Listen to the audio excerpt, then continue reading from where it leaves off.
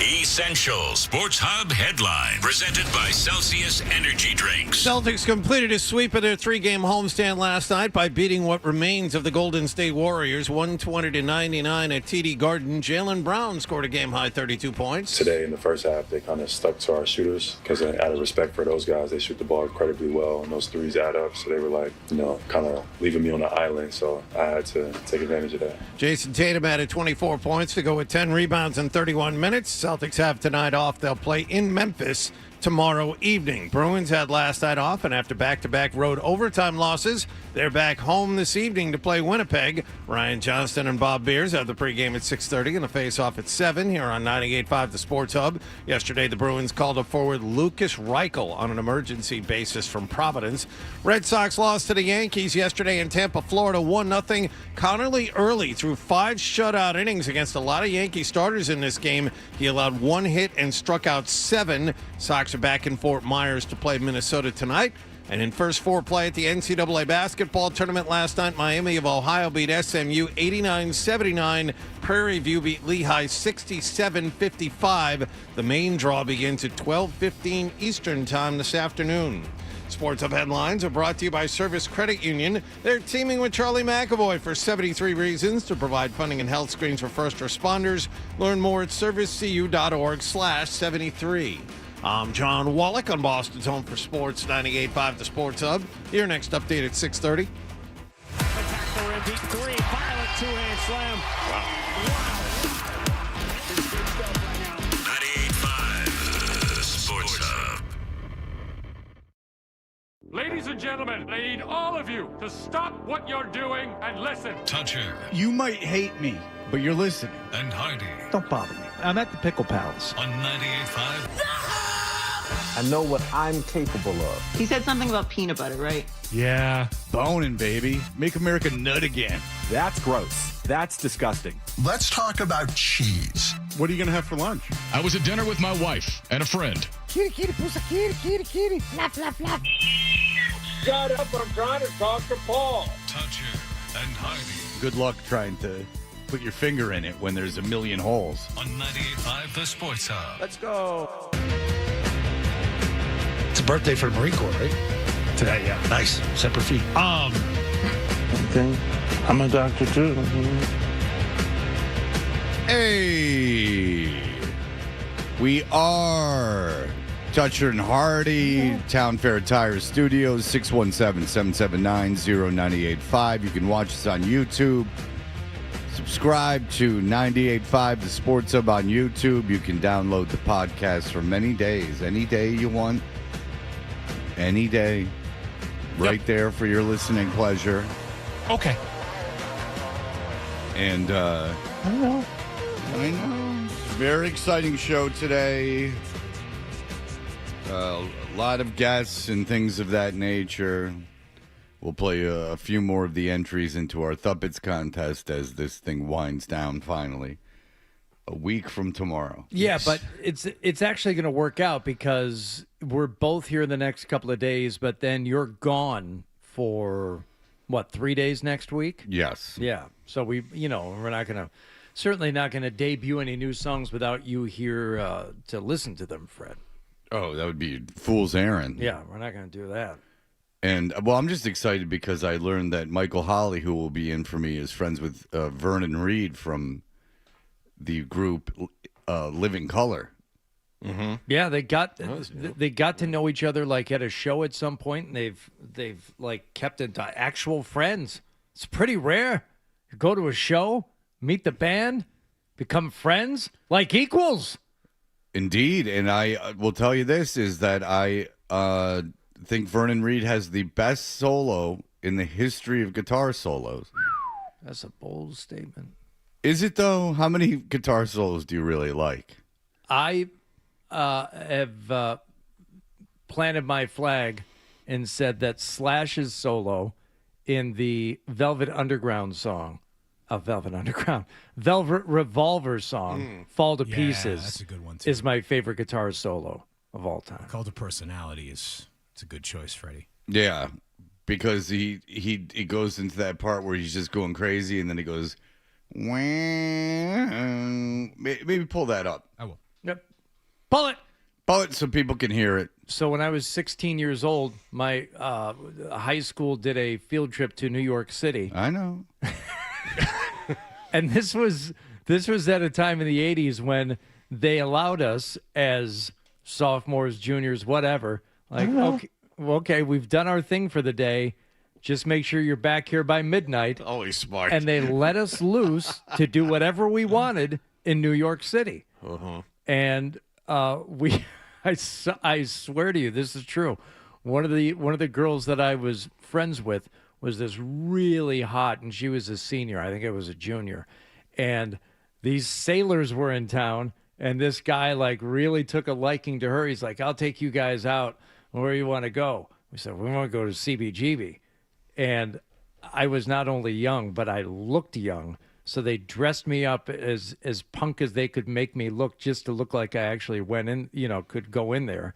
And we went into CBGB. Now, I can't remember who we saw, but I took a flyer from CBGB that night. And on the list of bands that were coming up to perform were Richard Lloyd and Television and a band called Vernon Reed's Living Color.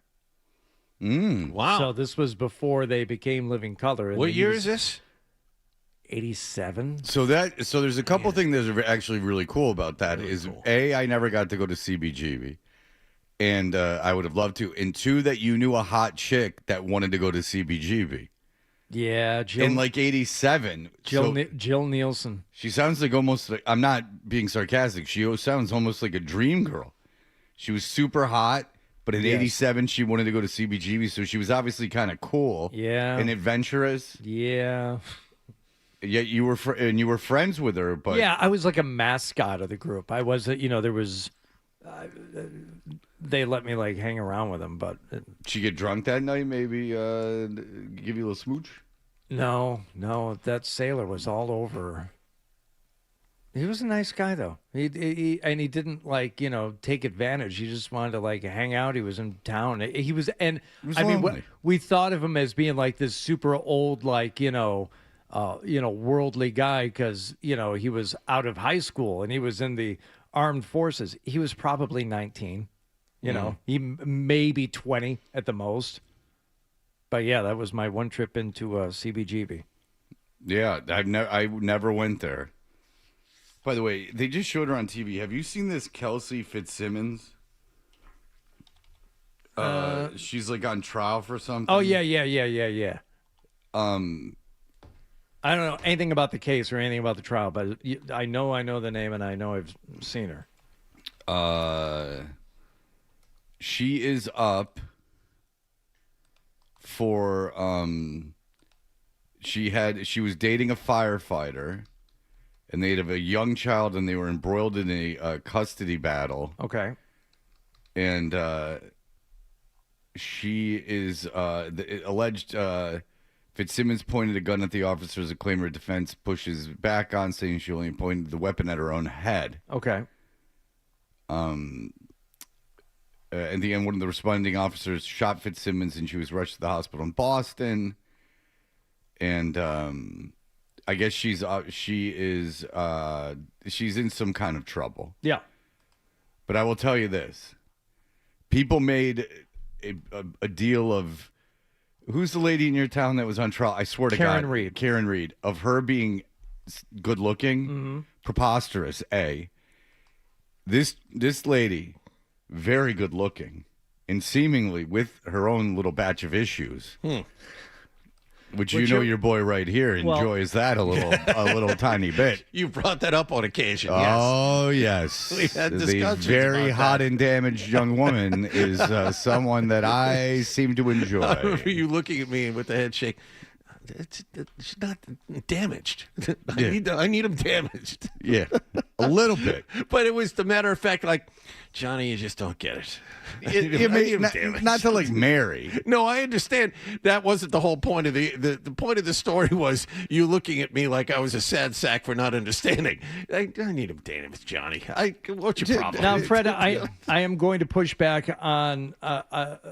Look, if you think Kelsey Fitz Simmons is either more attractive or somehow, and she was a police officer, which makes it even hotter. Yeah, but if you.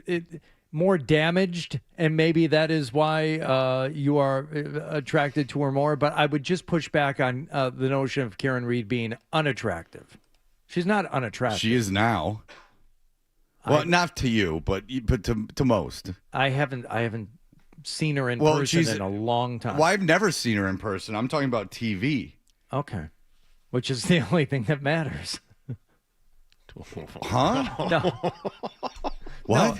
No. Are you getting defensive? How the hell? No. So now we can only judge people that we've seen in person? How are you defensive about this? It was more of a commentary on the state of culture. It's like that. It only matters how you look on TV. Oh, okay. Yeah. I thought you were making fun of me. I read it the other way, too. Yeah, I'm like, what's wrong? Like, how the hell do you want me to meet Karen Reed? You're being very defensive. Did things go poorly at your lunch with Bob Bronson yesterday? Did he not want to split the check? Well, let's not lose focus on this Fitzsimmons woman. Legit good looking. Hello. Did things go well with Bronson? Yeah, it was fine. And then I saw Johnny Wall game there, too. Came in right at the end of their meal. It looked like things are going very well between the two of you. Did you see who John was there with? No, I didn't. They were done before my guy showed up. He wasn't there with anybody. He wasn't meeting anybody there. Wouldn't that be funny? This is every Wednesday he goes to Johnny's by himself. Was Karen... Okay, I will ask you this, and then we can move on, because I have the solo from Cult to Personality, which is a number one thing that we should be playing. But is there... Karen Reed might have been, like, relatively attractive, I guess, for whatever, like, town she was in. I think Hardy's wife is way more attractive than Karen Reed. I will agree with that. Yes. I think Hardy's got a very attractive wife. Not certainly like, more attractive than Karen Reed. Not in a creepy way. No. Like in a complimentary way. But that's very nice. Thank you. No, I've always been very impressed. And so I have what it's Jesus, are you defensive today? I'm not defensive. It just sounds funny. It's like, I'm impressed that you could get a girl like that. I was impressed with how there's nothing wrong with you. You're good. You got a cool job. You're not a bad looking guy. You're in good shape. There's no reason you shouldn't have when she met you, you were like kind of like dangerous and fun, which I'm glad you're not anymore. It's probably better in your 50s not to be dangerous anymore. But at the time you were, I could see her being very attracted to you. But I'm just saying that I think so. I'm trying to put it in some kind of perspective. I remember when I first saw Karen Reed, I thought, oh, maybe she's good looking. But then certainly as that trial went on, I did not find her attractive. Like, I didn't find her even remotely attractive. But this Fitzsimmons woman, so damaged, it seems like. And then the idea that she was a police officer is also kind of like, because she's like really good looking for a police officer. You would think that that's more of a total. We can't really play any of it. Have you seen any of this Afroman trial? I know it. I have not seen it. I had the same thought yesterday. I was looking at it and going, there's really no way for us to be able to do anything with it, but it's fascinating. Okay. So Afroman from Because I Got High is 51 years old now, and he lives outside of Columbus, Ohio. There was some kind of call to his house, and the police showed up, and they like really went through his house with guns and took stuff and all this. And it turns out that it was like a fake call, and they had no business really doing any of this. And in the wake of it, he has made several songs, including the security footage from his house about the officers that searched his house. Because he has it all on camera, on his security cameras. Right. And this was like 5 or 6 years ago that he's been making these songs for like half a decade now. So he's been making these songs and videos about these officers.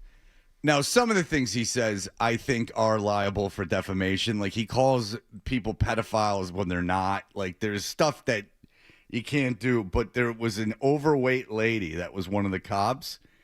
Boy. What does he call her? Down low Lisa? It might be low down Lisa. Low down Lisa. I'll look it up. Okay. Eating la la la like pizza. And then it's a very graphic video of a doppelganger she's a heavy police officer. Mm-hmm. Oh. And there's a doppelganger of her. Adam, have you seen that video? Like, it's like with like naked women. It's called and this Lemon woman, Pound Cake is the name. Yeah, Lemon Pound Cake's funny. Yeah, but okay, so there's a fat guy that was Lick 'em Low Lisa. Lick 'em Low Lisa. Yeah, so you can use your imagination. And it's 18 minutes long. And I watched It's his Inagata Devita. And I watched all 18 minutes of it yesterday. So, but the pound cake one is actually funnier because there's this like fat old cop that's in the house and he's walking through the kitchen and you know the cake bin like it's in a diner. It's the right, yeah. the all right, yeah. The pot. So this cop goes by.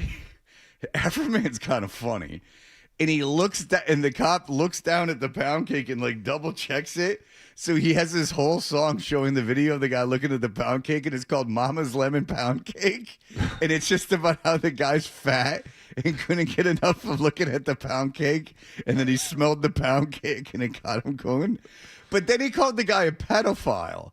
And then see, that's where you lose me. Like if he just had those videos, But then the police officer, the woman, the guy who he's called the pedophile I saw on stand, guys, not a lot of life going on during the day yesterday.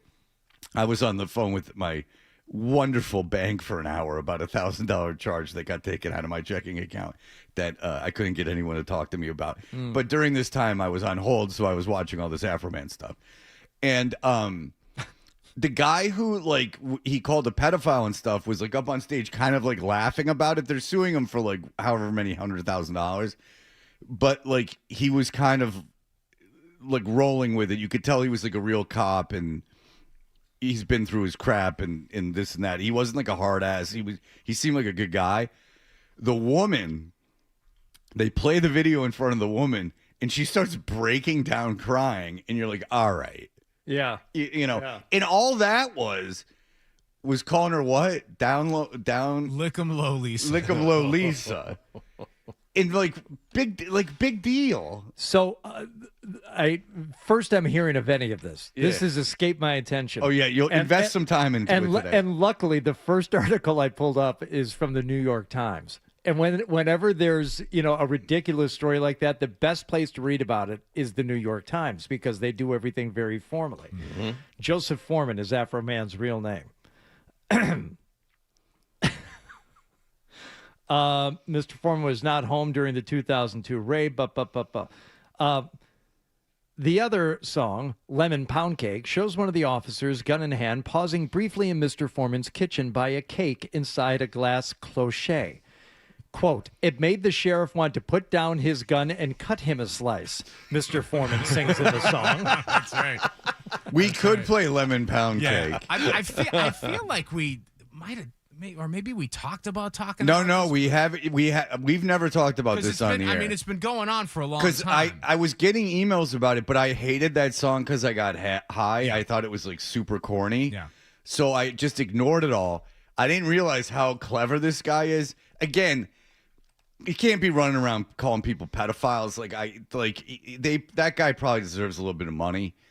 To be honest with you, I don't know if that's First Amendment protected to like accuse someone without any kind of evidence of a pedophile. That's the worst thing you could be.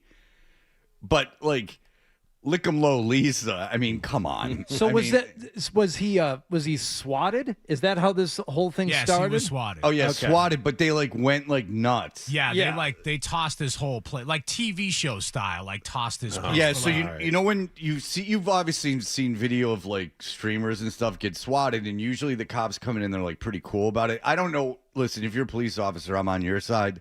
I really am. I don't know what the rules are. I got nothing but love for the police.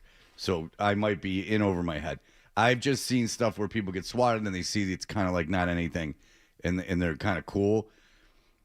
And I don't even know what these cops did, but they like went through and they pissed off Afroman. And But the Lick 'em Low Lisa and the video, but the pound cake video is even funnier because Lick 'em Low Lisa was 18 minutes. But she's fat, and then it's like him running away from her and like her like not being able to catch him. And he's real fat. Well, I'm gonna do this thing justice later on today. I'm gonna start with a relatively short 6-minute video to the song "Will You Help Me Repair My Door," which is mostly about the cops. That's a good one. Breaking the gate there. and the door and everything else. Yeah, I didn't see that one. All right, so here we go. So do you have the Vernon Reed solo? Okay, so I contend, because Michael Holly, who will be filling in for me on Monday, is apparently friends with Vernon Reed, which I find impressive. And this is a...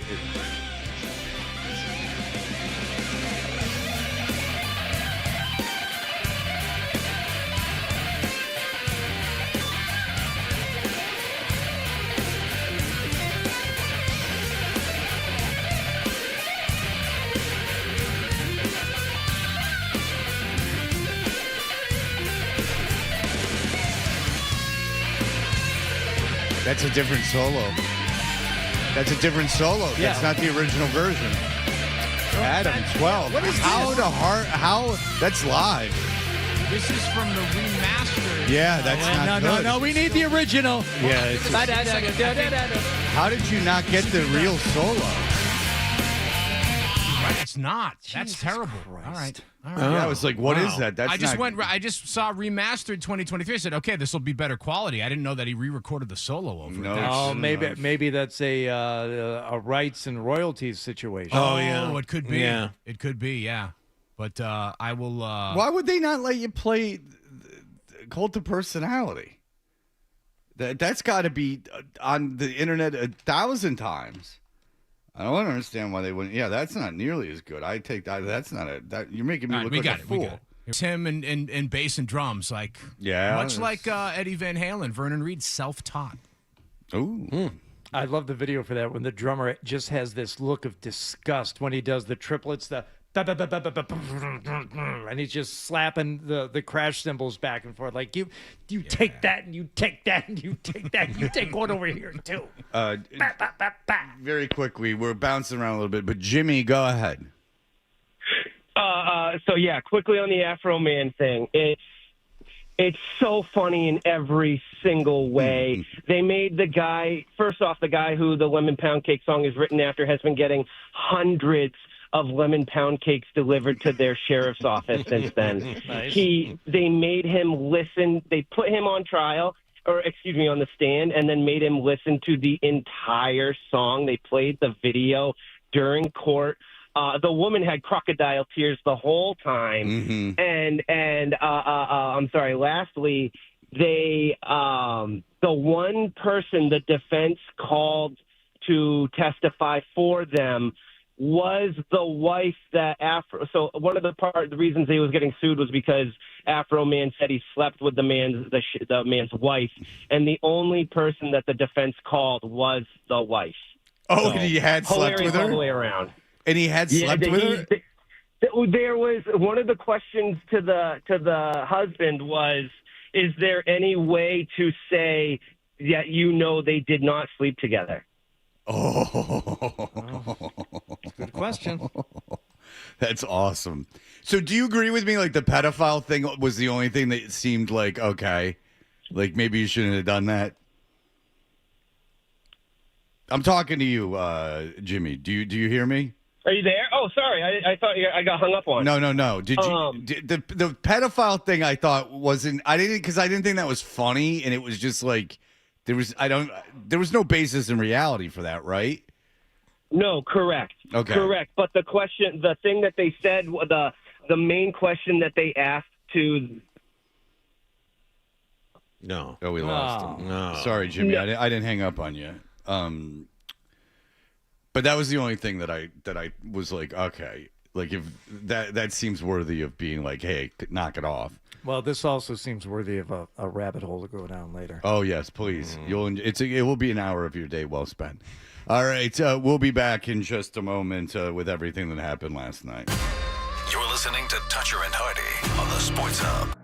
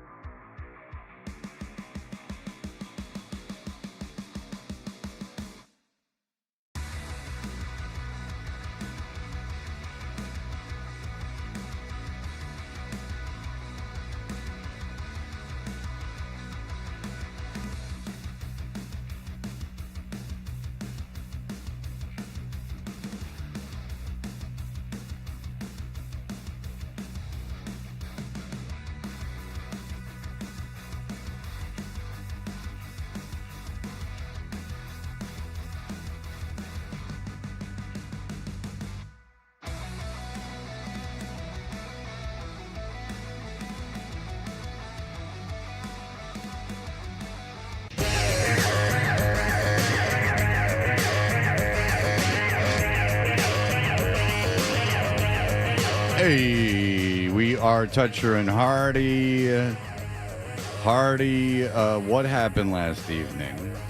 Golden State Warriors, or some version of them, were in town to play the Celtics last night, but they were without Steph Curry. They were without Al Horford, as we were talking about yesterday, so no return video for Big Al last night. And, well, they still had to contend with the likes of both Jason Tatum and Jaylen Brown. And now 13 years after the Celtics traded Paul Pierce and Kevin Garnett to Brooklyn, the first two picks they got are now in the top 10 scoring all time in franchise history. It is done.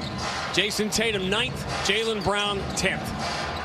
When Jaylen Brown had scored there to make it 52-34. This game was close in the first couple of minutes. And then Celtics went up by about 13, and it kind of stayed there. I didn't have any indication it was going to be otherwise. But Marcy, she's a good soul. We were going to go out for dinner last night. She goes, "Well, who's on tonight? Who's playing tonight?" I said, "Celtics, Golden State."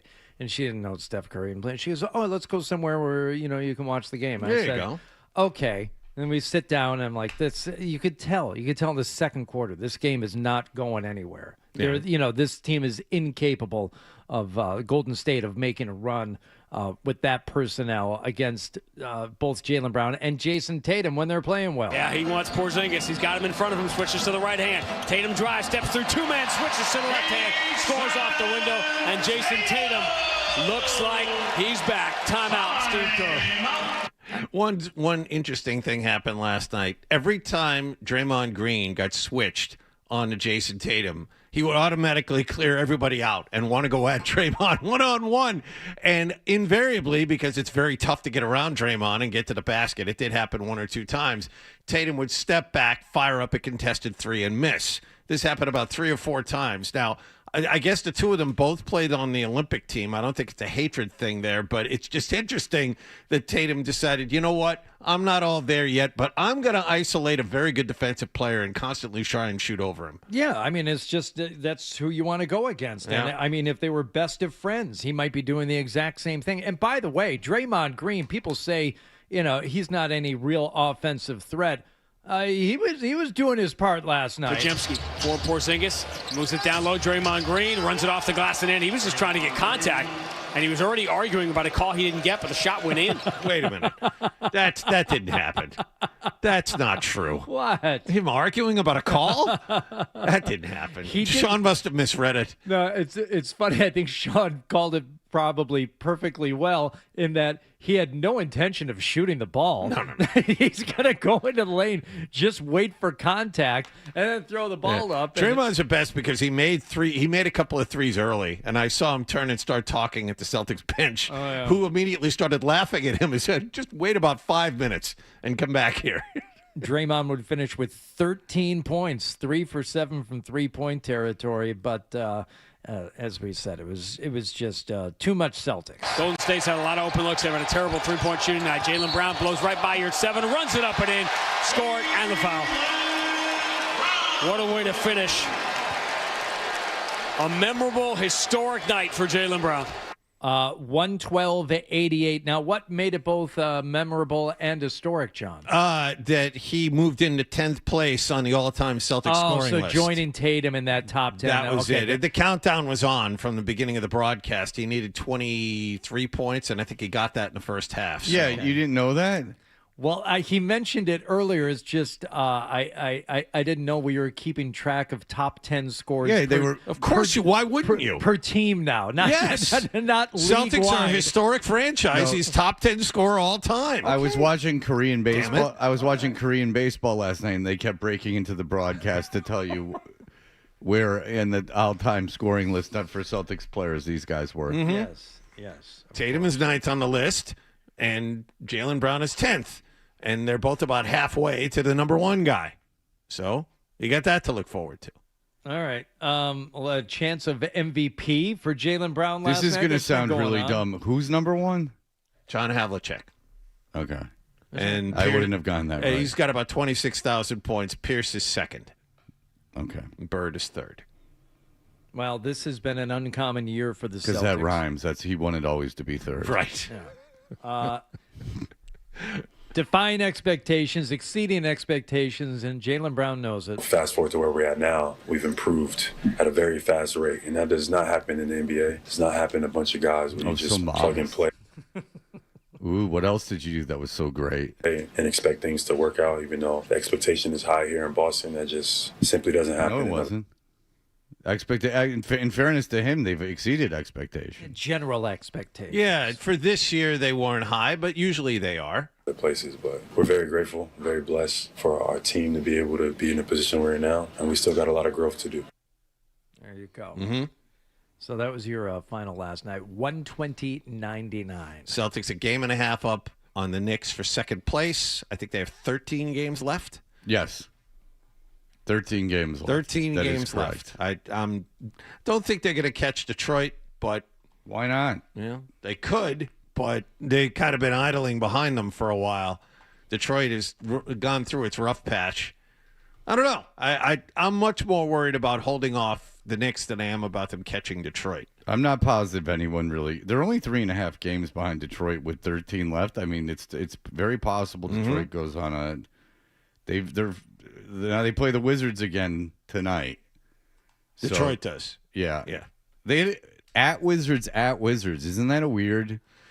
That's left over from COVID. Every once in a while, you stay for back-to-back games so you don't travel back in. Well, I'm still wearing a mask. Mm-hmm. So here's the Pistons schedule. They're at Washington. They got Golden State at home.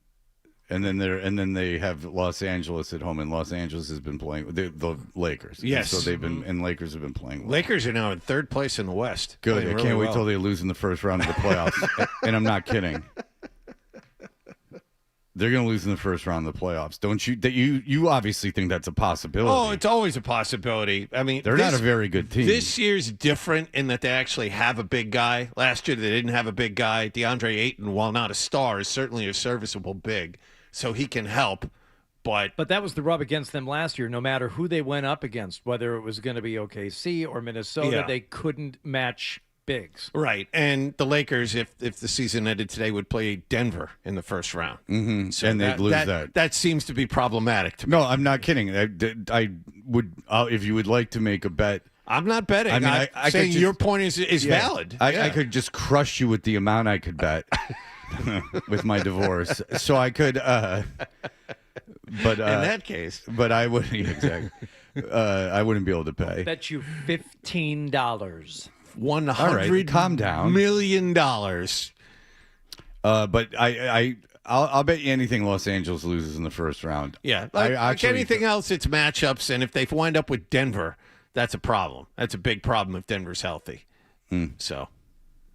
All right, so let's get to this story from Rhode Island when we continue here. Not right now. Yeah, we'll give it some proper respect here. Yeah, because sometimes when a story that is a little like inspirational or like success in the face of tragedy, I'm not a fan of talking about it because it's just stating the obvious. But the thing that happened in Rhode Island is actually a huge accomplishment based on what that team had been through. I mean, they still had they were going up against people trying and stuff like that. It's pretty crazy what happened out there, in a good way in terms of the success that they had post tragedy. So we'll have that for you. Here are the headlines. Sports Hub headlines, presented by Celsius Energy Drinks. Celtics beat Golden State 120-99 at TD Garden to sweep their homestand. Jaylen Brown 32 points, Jason Tatum added 24. They're in Memphis tomorrow night. Bruins back in action at home tonight against Winnipeg. Ryan Johnston and Bob Beers have the pregame at 6:30 and the face-off at 7 here on 98.5 The Sports Hub. Bruins have called up 23-year-old forward Lucas Reichel from Providence on an emergency basis. Red Sox lost to the Yankees in Tampa, Florida yesterday, 1-0. Connolly early, outstanding against a lot of Yankee starters. 5 shutout innings. He allowed 1 hit and struck out 7. And in first 4 play at the NCAA men's basketball tournament, Miami of Ohio beat SMU 89-79. Prairie View advanced with a 67-55 win over Lehigh. But the fun really begins today. The main draw starts at 12:15 this afternoon. Ohio State against TCU. Sports Hub headlines are brought to you by Catches Law. At Catches, they specialize in helping those who have been injured not only from a one-time incident, but from a lifetime of hard work and labor. Does this sound like you? Visit catcheslaw.com. I'm John Wallach on Boston's Home for Sports, 98.5 The Sports Hub. Your next update at 7 o'clock.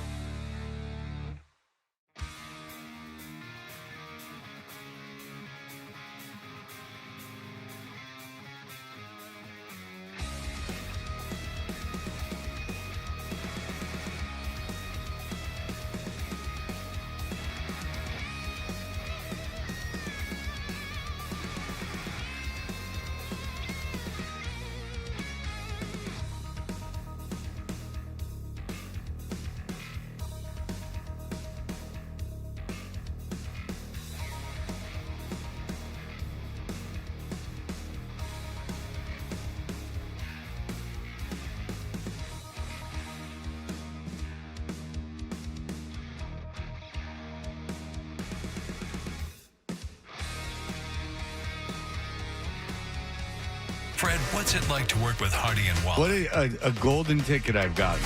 There you have it.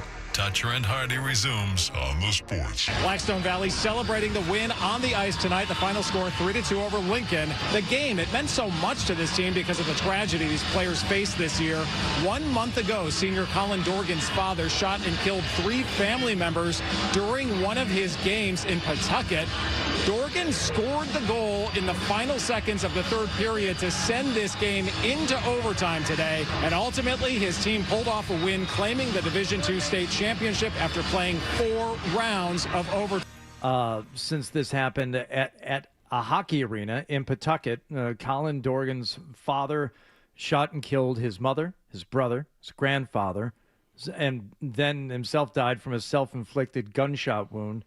And somehow Colin Dorgan's not only able to, or as John and I were just discussing, maybe had to just remain with the team, find solace in playing, and the team goes on to win their state championship game in a 4-overtime game. Colin Dorgan himself scored the goal that sent it to overtime. And then, you know, we all are parents of high schoolers. To think that anyone could be this composed and this thoughtful and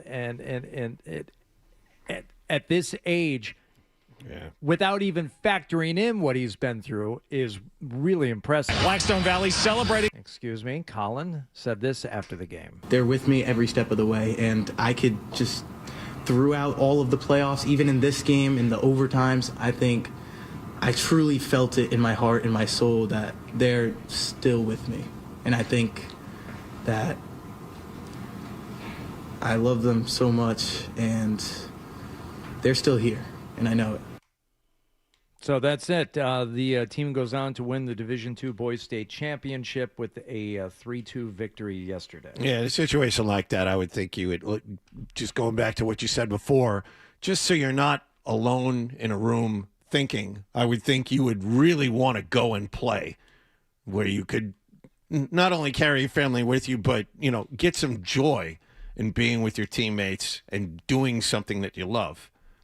You know, I would think you'd kind of be pushed on to do this. Yeah, but I don't know. I mean, I think that shows an incredible amount of fortitude. I could see, I don't know about that at all. I could see falling into a huge depression and not being able to find. I mean, it's still a kid. Either one would be. I think it would be more understandable if he said, "I can't do this. I can't get back on the ice after what happened in a hockey arena." I think what I'm just real quick, just so I can clarify what I said. I think it's way healthier what he did. Like, obviously, this is like, you know, everything you said, John, is correct. Is that you know, you can keep doing something you love, you know, even if for like a second it takes away some of the thought. Yeah. I mean, I don't know if it take away pain, but some of, like, it's that, I mean, I would imagine not many seconds go by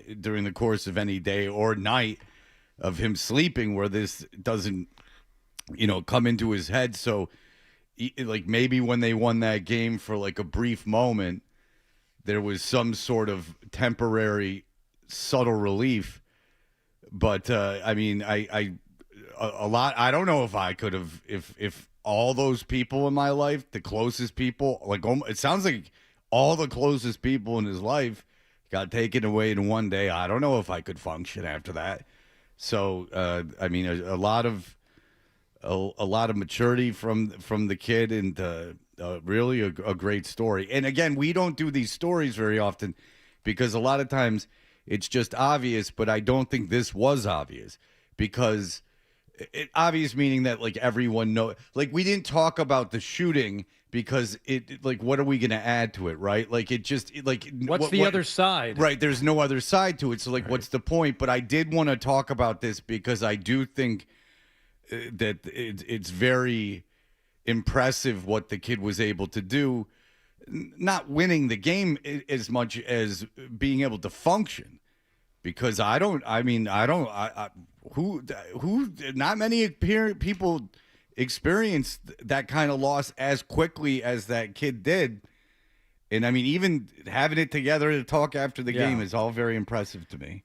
Let's do one more hockey story here. What did you guys make of the Jack Hughes wanting his golden goal? Oh, go puck screw back? with him. He can go screw himself. Well, you know what? It's funny you say that, Fred. It's funny you say that because the Hockey Hall of Fame said the exact same thing. Yeah, I know. Jack Hughes, I know. No, but I did actually know. You can go screw yourself. The quote from the Hockey Hall of Fame from Philip Pritchard. Unfortunately, that sounds just like a guy who wears glasses that is the curator of that museum. You'd know. He does sound. Well, is he as good looking as me? No. In the easiest of words, it was never Jack's puck to own. Yeah, he doesn't own that puck. That's not his puck. That's ridiculous. That's like saying I'm the only reason that we won that game. I'm the only reason that puck went in the net. That's not true. That was a odd man break, right? That they scored on that 3-on-3 goal. I think so. I'm trying to remember. Well, whatever it was, he didn't take it end to end and score. No. No, so other people were involved. It belongs to the Olympic Committee. He in came hockey. in from the weak side. It wasn't an end-to-end rush. It was the recipient of a pass in a good spot, as I remember it. Originally about it, he said, "I'm trying to get it. Like that's BS." That the Hockey Hall of Fame has it. In my opinion, why would they have that puck? I don't see why Megan Keller or I shouldn't have those pucks. I like that he's so into the United States of America. He can't get enough of the United States of America. And I understand the Hockey Hall of Fame's in Canada, but follow me. That it's this selfless act of patriotism, and we did it all. No, it's not. That's why there's phony baloney. And a lot of people were sending me articles. There's an article, I guess, in the Defector that was saying, and I appreciate this. It's just parallel thinking. Everything I was saying about that U.S. and how phony the whole quasi patriotism that they just wanted to build themselves up, that U.S. men's baseball team, and this tells me it's the same thing with the hockey team. That they were all in it for themselves under the guise of playing for the country. This proves that he wasn't. It's all about patriotism and team and how we all came together. When it comes to the one puck, though, mine, Right. mine, that's mine, mine. Yeah, and it's not the teams, it's not the countries, it's his. So initially he said that. Yesterday, someone compelled him to walk that back a little bit. Like, obviously, honored that the puck's there. It's like the most special place in hockey. So, yeah, I mean, I'm honored that it's there, but obviously, I think things were taken, crazy. Things were taken crazy. They were taken crazy. Everyone made it up. Everyone thought you wanted the puck, and that you were complaining about the puck. They made it all up. It was a little crazy to think that he wanted the puck when he said, "Give me my puck." So that's not walking it back. That's crazy. That's turning around and facing the opposite direction. Is what he just did. Like, go back 200 years, go back 50 years, go back 1,000 years. This isn't today's people. You can't act like this. You can't do that. You can't self-aggrandize to this.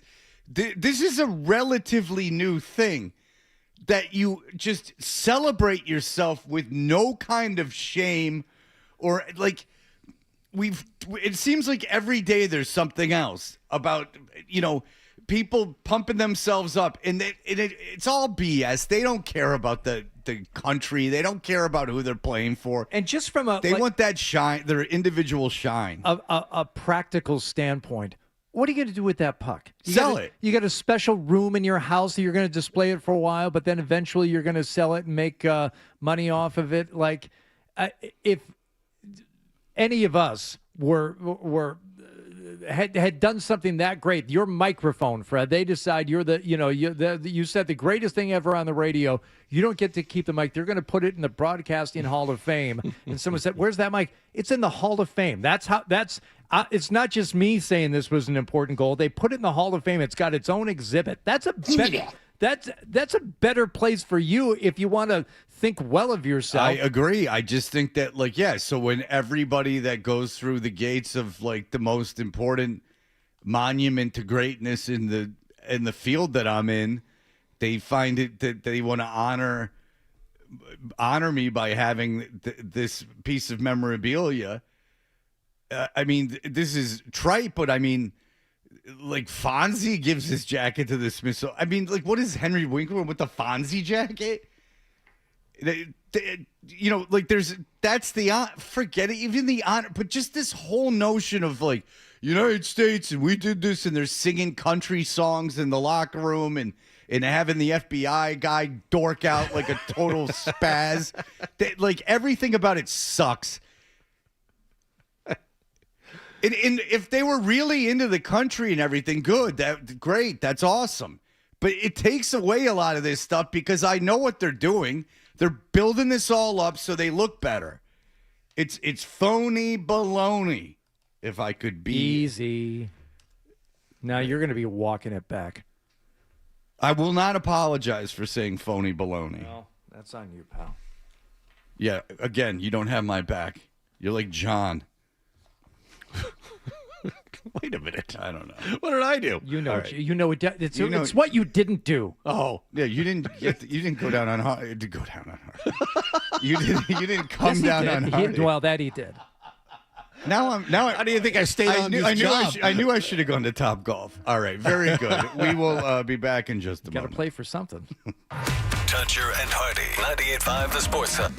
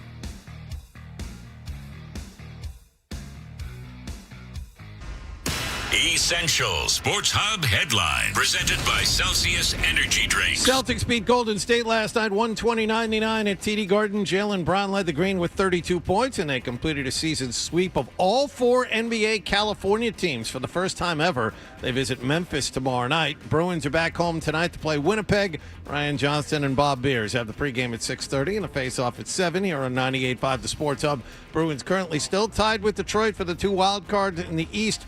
Both teams are 1 point up on Columbus. The Bruins have also called up 23-year-old forward Lucas Reichel from Providence on an emergency basis. Red Sox were beaten by the Yankees yesterday, 1-0 in Tampa, Florida. Connerly early, 5 shutout innings with 7 strikeouts for the Sox. They'll play Minnesota tonight in Fort Myers. Carolina traded backup quarterback Andy Dalton to Philadelphia yesterday in exchange for a 7th-round draft pick next year. And in college basketball, the NCAA tournament truly begins today. Last night, they wrapped up first 4 play. Miami of Ohio beat SMU 89-79. Prairie View beat Lehigh 67-55. Sports Hub headlines are brought to you by John Sewer and Drain Cleaning. With over 50 trucks on the road, because your clogged drain is their emergency, go to johnsewer.com. I'm John Wallach on Boston's Home for Sports, 98.5 The Sports Hub. Your next update at 7:30. You actually coaching the game, or it's just that is. I feel so strongly about that. I can't even tell you. Boston Talk Sports here. What do we got? The Sports Hub. IYKYK, which obviously YD. Okay? Toucher and Hardy, mornings of the Sports Hub.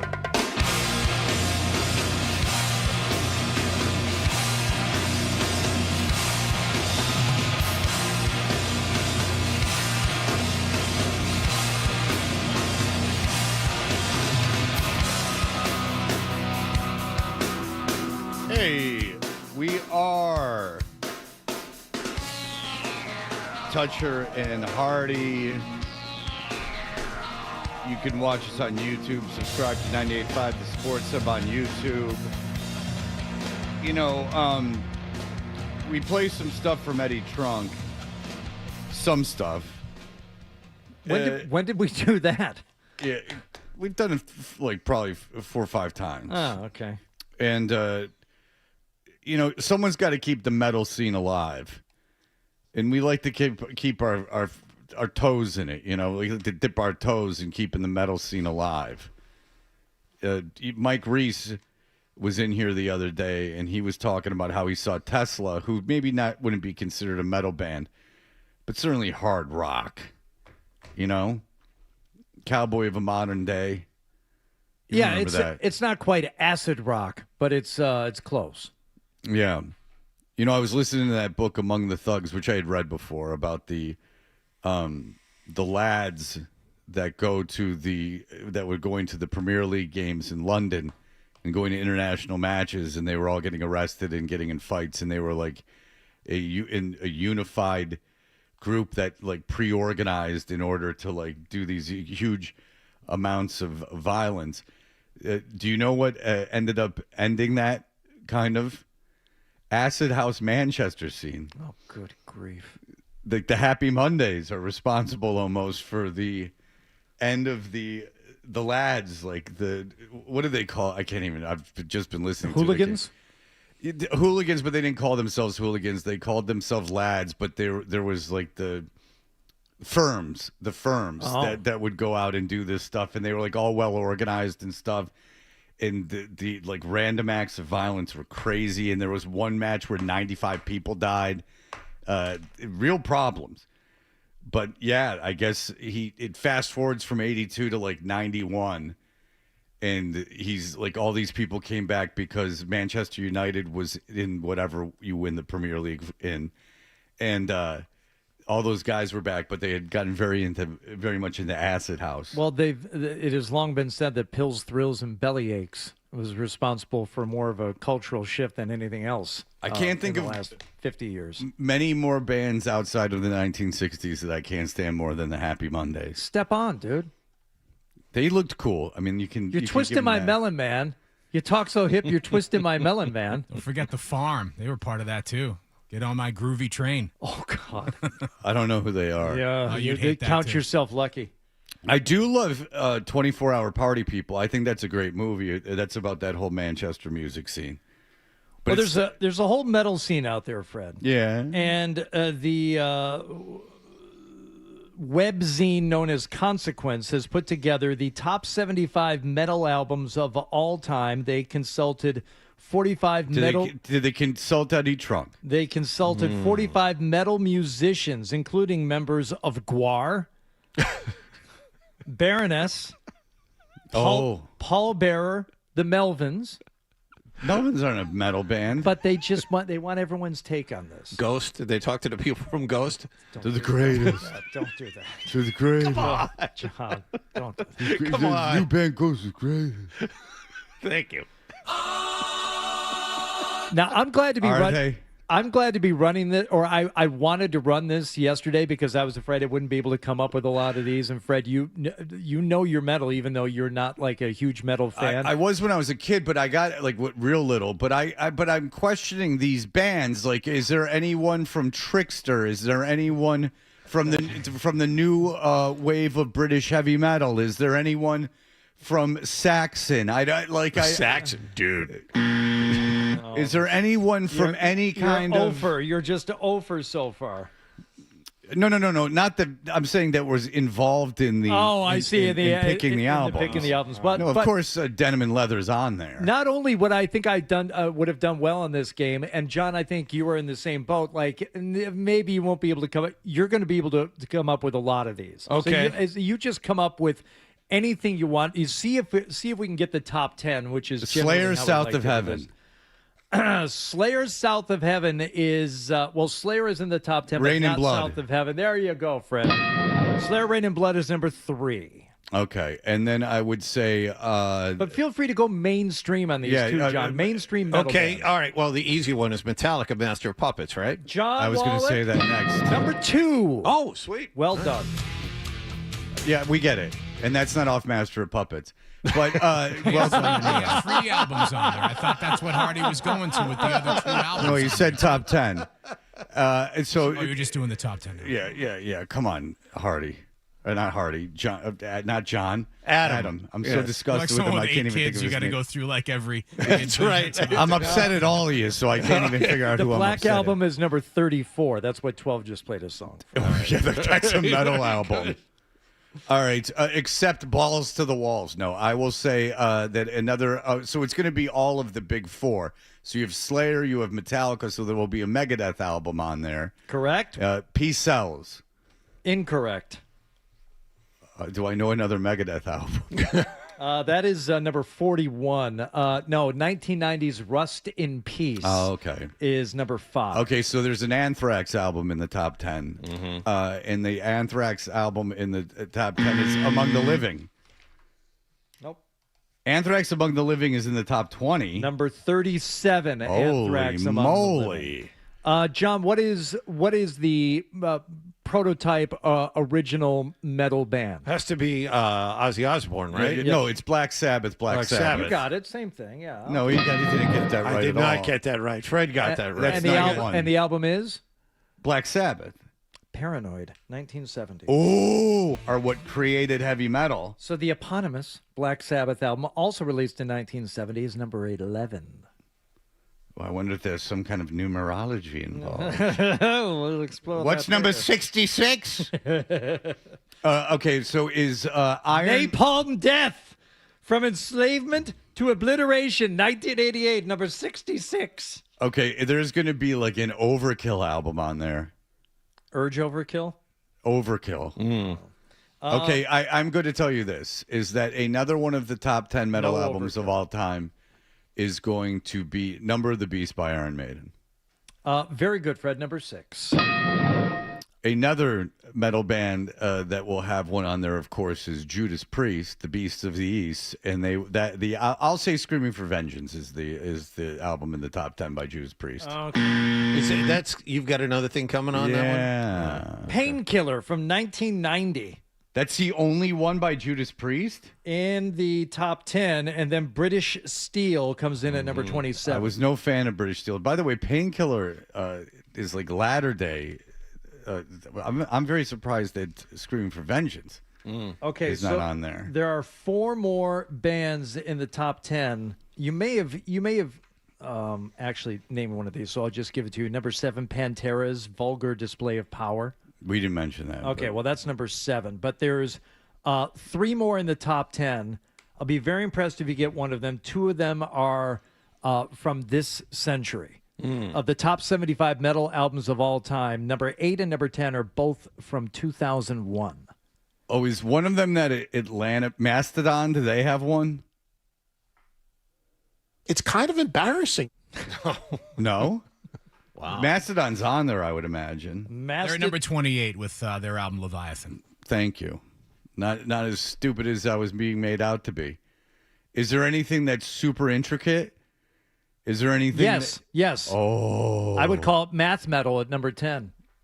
Is it? It's super intricate. Is okay. Math metal at but also mainstream math metal.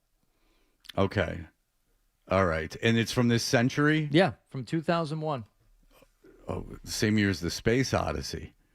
All right. So math metal from 2001, it's not like Dream Theater. No. Way more mainstream. We talked about him this week. Oh. We talked about him last week, certainly. Oh boy. It's a band that you've seen, but you would not go see them again. I would go. I've seen them many times. Oh, Tool? There you go. Oh, that's a metal band? Lateralis from 2001, number 10. That's a metal band? I don't know if they'd like that. Is anything by Vixen on there? Is Dawkins Breaking the Chains on there? No, Vixen, I know that one. No Dawkins. Vixen, no Dawkins. No Dawkins? No rocking with Dawkins. How about Rats Out of the Cellar? No, Dream Theater is on there, though, at number 21. Yeah, they are. You got to put Portnoy on there. All right. Oh, is any Kiss record on there? Kiss qualifies? Who knows? I don't know. No Kiss. How the hell am I supposed to know what all they right. qualify as metal? Hold on. We were just talking about is Living Color on there? No, they're not a metal band. They are, John. Vivid is number 42. We have no idea what the parameters of this thing is. So if that's on there, that opens up a whole new section, like Def Leppard, for example. Are they on there? I wouldn't say because Living Color's on Def Leppard. Well, I mean, we're moving toward top 40 here, so. But Def Leppard is in there at number 42. That's got to be Pyromania, right? Very good, John. Yeah. All right. But you can't put Hysteria on there. There's another. It's too clean. There's another keyboards. Deaf band in there, and I don't mean Juicy Tumor Deaf. I mean DEF. Oh, Deftones. Deftones. Number 23, Around the Fur. And then there is I like to poke around the fur. I don't think you'll ever get this one. Not Deaf, but Death. The band Death. Oh, yeah. Number 9 in their album Symbolic. Yes, Death. Richard Christie was in Death. He was the drummer of Death for a while from the Howard Stern show. Oh, was he really? Yeah. Oh. Yeah. Napalm Death? Napalm Death is... Yeah, they were the 66th band. Yeah, okay. Number 66. Oh, yes. That's right. Okay, so delicious. At number 8, the eighth greatest metal album of all time, again from 2001. I would say Terrence Howard is a fan of this band. Oh, so it's something with numbers?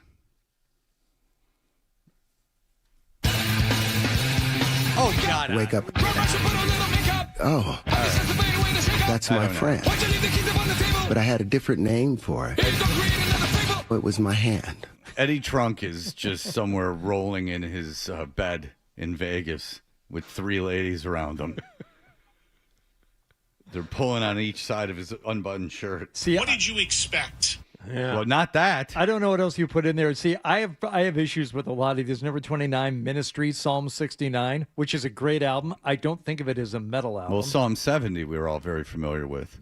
Right. Aha. Yes. Aha. Ozzy Osbourne's Blizzard of Oz is in at number 22. Uh-huh. Kill Switch Engage. Here's where it gets really bad. What female-fronted band makes the top 75 and at number 61 because of their 2003 album Fallen? Oh, Effervescence? Evanescence. Or Evanescence? Like, all right, what are we doing? Yeah, I don't. This list is. See, they got too many. It should all be like old British bands, right? Like it should all be. There should be like 7 Judas Priest albums and 7 Iron Maiden albums on there. They get too cute. They put an Alice in Chains album. They put Dirt in like the top 15. I'm not positive not album, Alice in not a metal Chains band. would like that categorization of think they themselves would either. I don't. Would Jerry Cantrell like it? I don't think so. I mean, is like Led Zeppelin on there? Might. I guess if they like, He's got some old Hesher in him. Technically, Jerry they were Cantrell. like in a hair metal band, like the early version of it. So, Well, Pantera definitely would want to be a heavy Sure. metal band because they looked ridiculous when they were young. I mean, they looked absolutely ridiculous. They had big poofy hair and everything. Even Phil Anselmo looked crazy. He had a big poofy hairdo. They were super dumb when they first came out. I don't think any artist has more than 3 albums. In here, Slayer has 3 albums. Metallica has 3 albums. But Iron Maiden only has 2.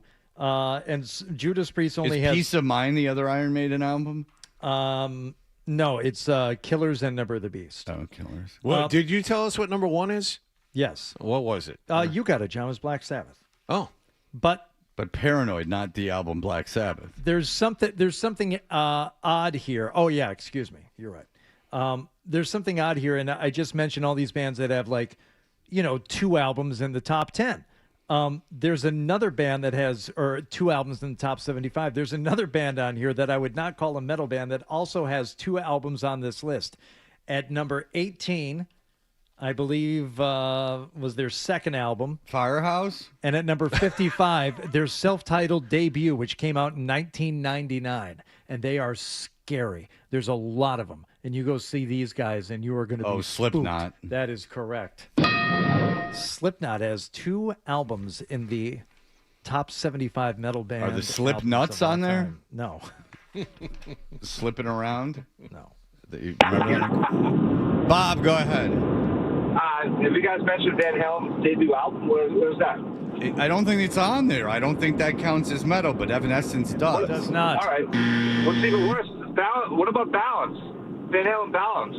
Can't Stop Loving You. Yeah, I mean, the Sharon era is like the load era of Metallica. It's like, it's the underrated real zenith of the career.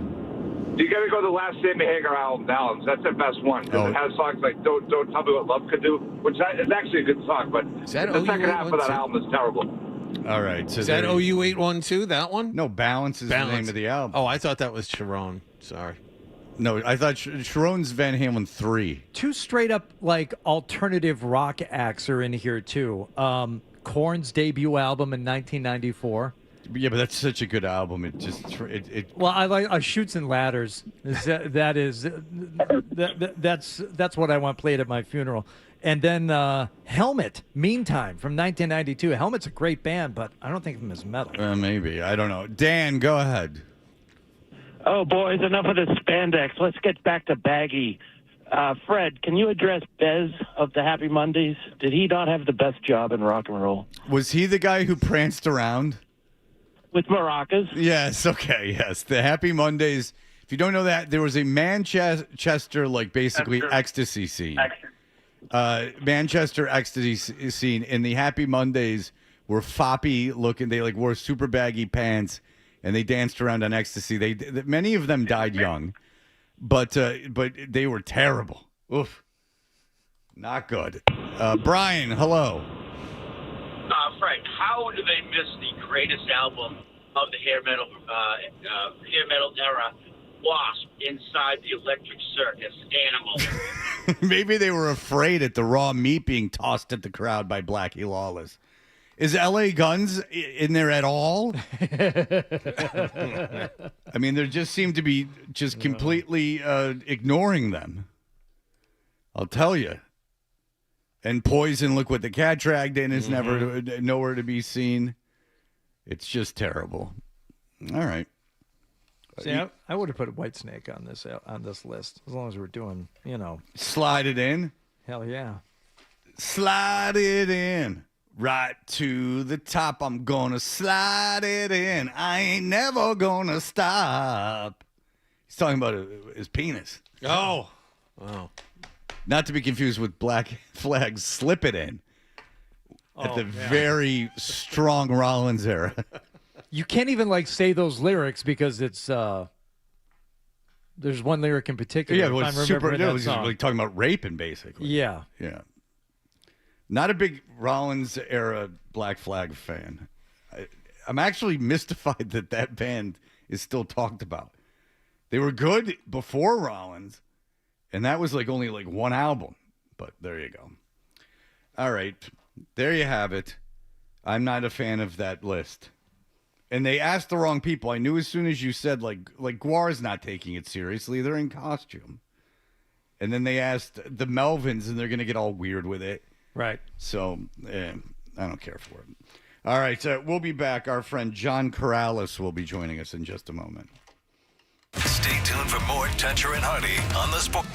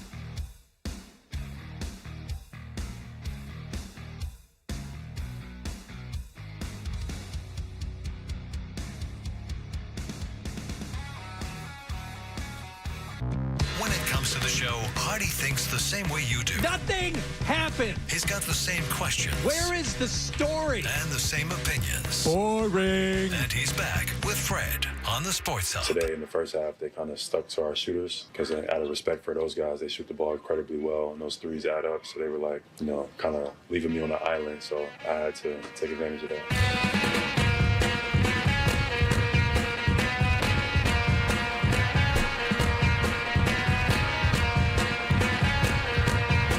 Yo.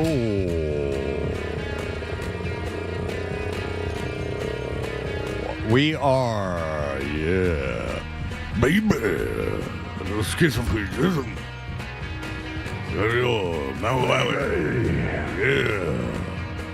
I can't come into work today. Why? My leg. All right, well, we'll get you a limo. No. John Carales is the Celtics beat writer for Sports Illustrated. The Celtics, of course, played last night against if you'd bought Golden State tickets before the season, wanting to see the Golden State Warriors. Did you end up going last night? No. No, you had toyed with the idea. No, and then I realized I couldn't. Got to see Porzingis. Porzingis was out there. Yeah. Nobody else. No. Well, Draymond. Guy Santos was out there. Yeah. Gary Payton II. Yes. Yeah. Sneaky good player, Gary Payton II. Yeah, he was all right last night, right? Yep. Yeah. So, his father responsible for the greatest trash talk ever when he would run past opposing benches in college and scream to their coach, "Get someone out here who can cover me." Mm-hmm. Ron Harper Jr. Ron Harper was in the crowd. I guess Ron Harper was in the crowd the other night or something like that. The San Antonio game. And he was in. I don't even know if it was at a pro game. I think Ron Harper was in the crowd of where he went. Yes, it was a college game, and it was where he had gone to school. He one of these teams that were in the play-in, I think Ron Harper played for. Okay. And they showed him, and he had played at that school from 84 to 86. Huh. I was on a plane with Ron Harper once. Ron Harper went to Miami of Ohio, so it was last night. Did you get kicked off? Not that one. That was years later. I was keeping it in my back pocket. I didn't get arrested. Just asked to leave. I kind of got screwed. I didn't behave well, but I don't know. But they told me they were going to let me back on. They didn't let me back on. They just told you that to get you off. No. They told me that when I was standing out in front of the door of the airplane that they were going to let me on. Oh. No. That's an odd lie to tell. The guy was like, "There's no way they're not going to let you back on." Like, there were two people telling me that. They're like, they kind of look. It was very embarrassing, and I was not behaving well. But that being said, it wasn't anything that was like a huge deal, and they understood that the person was being a dick, not the person that told me. But then the co-pilot was like, "I just don't want to deal with this." No. And then he was like, and they're like, "It's up to him." And they're like, "We're really sorry." They were very apologetic, and they tried to get me on another flight that day, but that couldn't. Look, it wasn't a good day. But I admitted it. I tell the story. I tell the tale. John Carales is no stranger to getting kicked off planes. Well, getting kicked out of everywhere. Yeah. He writes for Sports Illustrated. Sure. These guys are these guys. These are three martini lunches. Yep. John Carales writes about the Celtics for Sports Illustrated. Hi, John. Hi. How are you doing? I'm 2 martinis in right now. Oh, good. Well, look, good for you. Enjoy yourself. You're just like the ladies in Sex and the City. All right. Heard that very often. Well, are you a carry? Because that's really the goal. So the Warriors, huh? That team not so exciting anymore. Classic piecing things together, trying to piece things together and hold on, trying to duct tape everything together, and just too many injuries. Steph, they want to win. They want to win. This isn't like a tanking situation. They're trying to win. They're just, Steph is, at the tail end of his career, and he's got the knee issue, and Jimmy Butler blew out his knee, and it's just too many injuries, and this is what happens when a team's just trying to maximize every last ounce, and things like this happen. Well, Kerr after the game was like, "We're making the play-in." Like you're right, John. He's very bullish on them not giving in. So I don't know. I don't know really what they think they're going to do in the West, but I guess they want to play some playoff games. So good for them, you know. I'll tell you how stupid I am, John. I'm looking at you right now on the YouTube. I thought you were at the practice facility. I'm like, wow, he's there really early for look, Fred. I'm like, wow, this is really cool. First one in the gym, last one to leave, man. How do you think you get this job? Well, it took a moment to realize he was using one of them background things on the Zoom. Yeah. Oh, John, that's such my secrets, that's you're phony. You know what? They wrote about you in Catcher in the Rye. All right. All right. So, John, do you care if the Celtics, I mean, not you personally, but do you think the Celtics should care if they are the number one team in the East? Will that have any kind of effect on whether they can win the East? No. I mean, I think it doesn't matter. There aren't very many teams out there that I look at and say, oh God, that's a horrible matchup. You need to avoid this. I'm also kind of of the opinion that, this has been such a magical season that whatever happens. And I'm really not sure what this team's going to look like in the playoffs. The Tatum, how good he looks has been, kind of wild. And so that's kind of changed my perspective a little bit, but I haven't really thought about them being, a top seed. You're not trying to avoid anybody, so I think they're going to end up playing the Pistons anyway. And that's been a tough matchup, but they haven't had Tatum for that matchup either. So no, it doesn't really matter much. It's just about making sure that they're playing well, they're peaking, and that they're, moving the ball and all of that stuff, which right now they are doing. So I'd rather see that than, with this much time left, 3.5 games out of first, I don't think it's going to happen anyway. So I'm not worried about it. See, I agree with you. I don't think it matters much, and there isn't one particularly bad matchup issue. I am surprised, though, John, and I'll allow you to either explain yourself or back it up. But the notion that, this has been a magical season and kind of whatever happens. Yes, they have performed beyond expectations. But the fact is, you're here now. And Jaylen Brown has played the way he has played, and the other guys have ascended, and now that Tatum is back and playing well, I don't look at this as any kind of a house money situation. And I know you weren't saying it to the extent maybe that the Patriots were last year, to use that analogy, but it's still a good team. You still have Tatum and Brown on the team. I'm not going to be happy if they just make the playoffs based on what the expectations were. I'm expecting more, and I think Celtics fans are probably feeling the same way. Yeah, no, listen, it's a very valid place to be. You're here, you're the second seed. Why not go for it? And of course they're going to go for it. This is, the reason why I say it is that this team wasn't built to make the deep playoff run, and by that I mean you're going to still be relying a lot on, Baylor Shireman and some Ugo Gonzalez and Nemish Keita and guys who have overperformed this season and have been great. And I don't want to take anything away from them, but unproven playoff talents, right? So that's my one concern. Again, in a season that should have zero negative, there's nothing negative to say about this team at all. But looking forward, when you have days to plan how to handle the Celtics, they have, for the first time in a little while, guys that you say, okay, I'm going to let this guy try to beat us. And I'm just not sure how they're going to adjust. But also the way they've handled this season, I kind of have to trust that they will adjust and find a way. But if they don't, it's okay to me, right? The reason why I'm saying what I'm saying is, if they lose in the second round of the playoffs, I'm not going to say, oh my God, Brad Stevens botched it at the trade deadline or anything like that, because this season was never about this season. And the fact that they're making this run is amazing. But the plan was always to go through this season, whatever happened. And then in the summer, You spend your money. They're under the tax now, so they have money to spend. They've shed restrictions, and it's about building on this for next year to actually make the run and actually build a team that has multiple options. And when you get into a playoffs, you can go one way or the other, or have a third adjustment.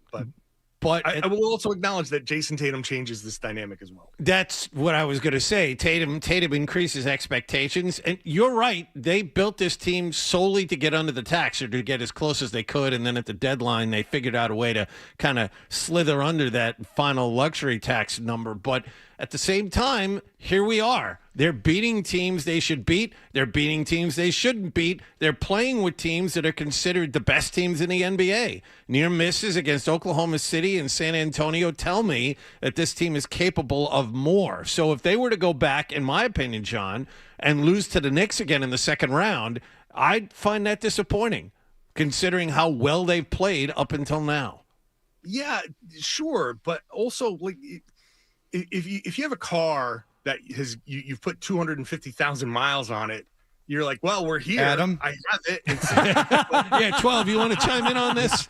You know what I mean? So I think we're at a position here where you've gotten so much out of the team. And look, I'm really not arguing the point, because yes, you're here. So now you get your hopes up, and sure.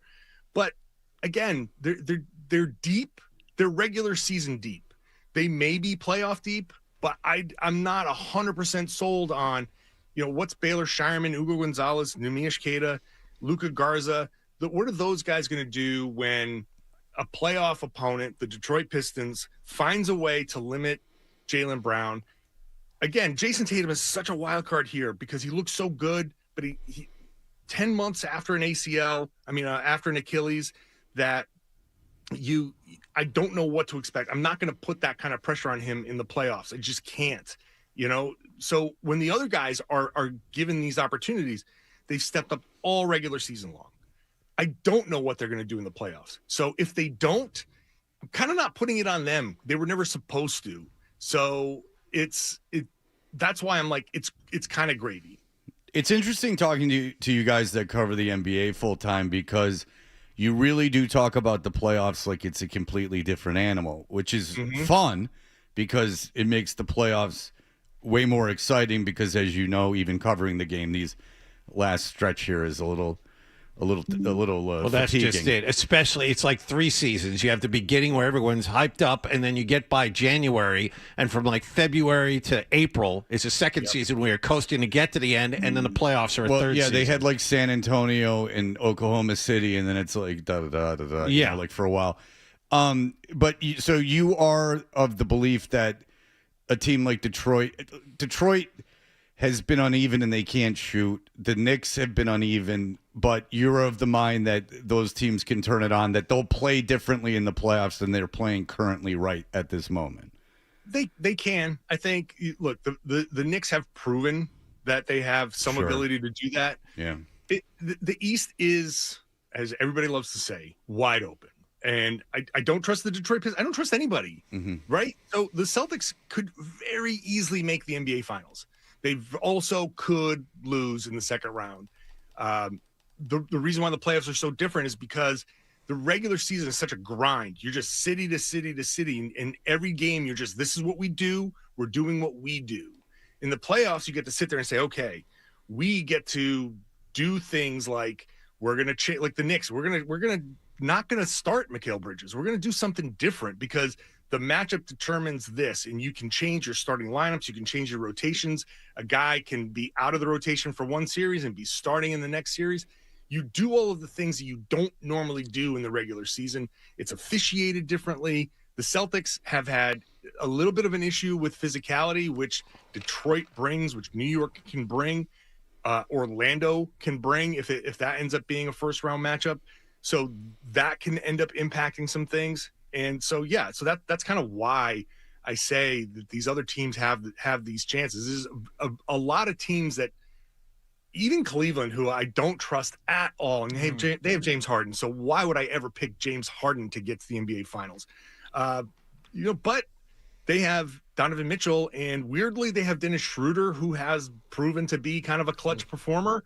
So you kind of lean on him. It's like, and that's a weird playoff thing that could happen. So that's why the playoffs are talked about so differently. All right. Well, John Carales, great job today. Interesting that was stuff. fun. Yeah, that was greatly good. John Carales, read him in Sports Illustrated. Thanks, man. You got it, guys. Thanks. All right, appreciate it. We'll be back in just a moment. Here are the headlines. Sports Hub headlines presented by Celsius Energy Drinks. Celtics completed a sweep of their 3-game homestand by beating Golden State last night 120-99 at TD Garden. Jaylen Brown 32 points. Jason Tatum added 24 to go with 10 rebounds in 31 minutes. Celtics have tonight off. They're in Memphis tomorrow night. Bruins are at home tonight against Winnipeg. Ryan Johnston and Bob Beers have the pregame at 6:30 and the face-off at 7 here on 98.5 The Sports Hub. Bruins have called up forward Lucas Reichel on an emergency basis from Providence. Red Sox lost to the Yankees yesterday 1-0 in Tampa, Florida. They're back in Fort Myers to play Minnesota tonight. And first foreplay of the NCAA men's basketball tournament wrapped up last night. Miami of Ohio beat SMU 89-79. Prairie View beat Lehigh 67-55. The fun really begins at 12:15 this afternoon. Sports Hub headlines are brought to you by Rodenheiser Home Services. You could win a new high-efficiency gas furnace from Rodenheiser if your furnace is 10 years or older, outdated, or unreliable. Go to Rodenheiser.com/5 free furnaces to enter. That's Rodenheiser.com/5 free furnaces. No purchase necessary. Rules online. I'm John Wallach on Boston's Home for Sports, 98.5 The Sports Hub. Your next update at 8 o'clock.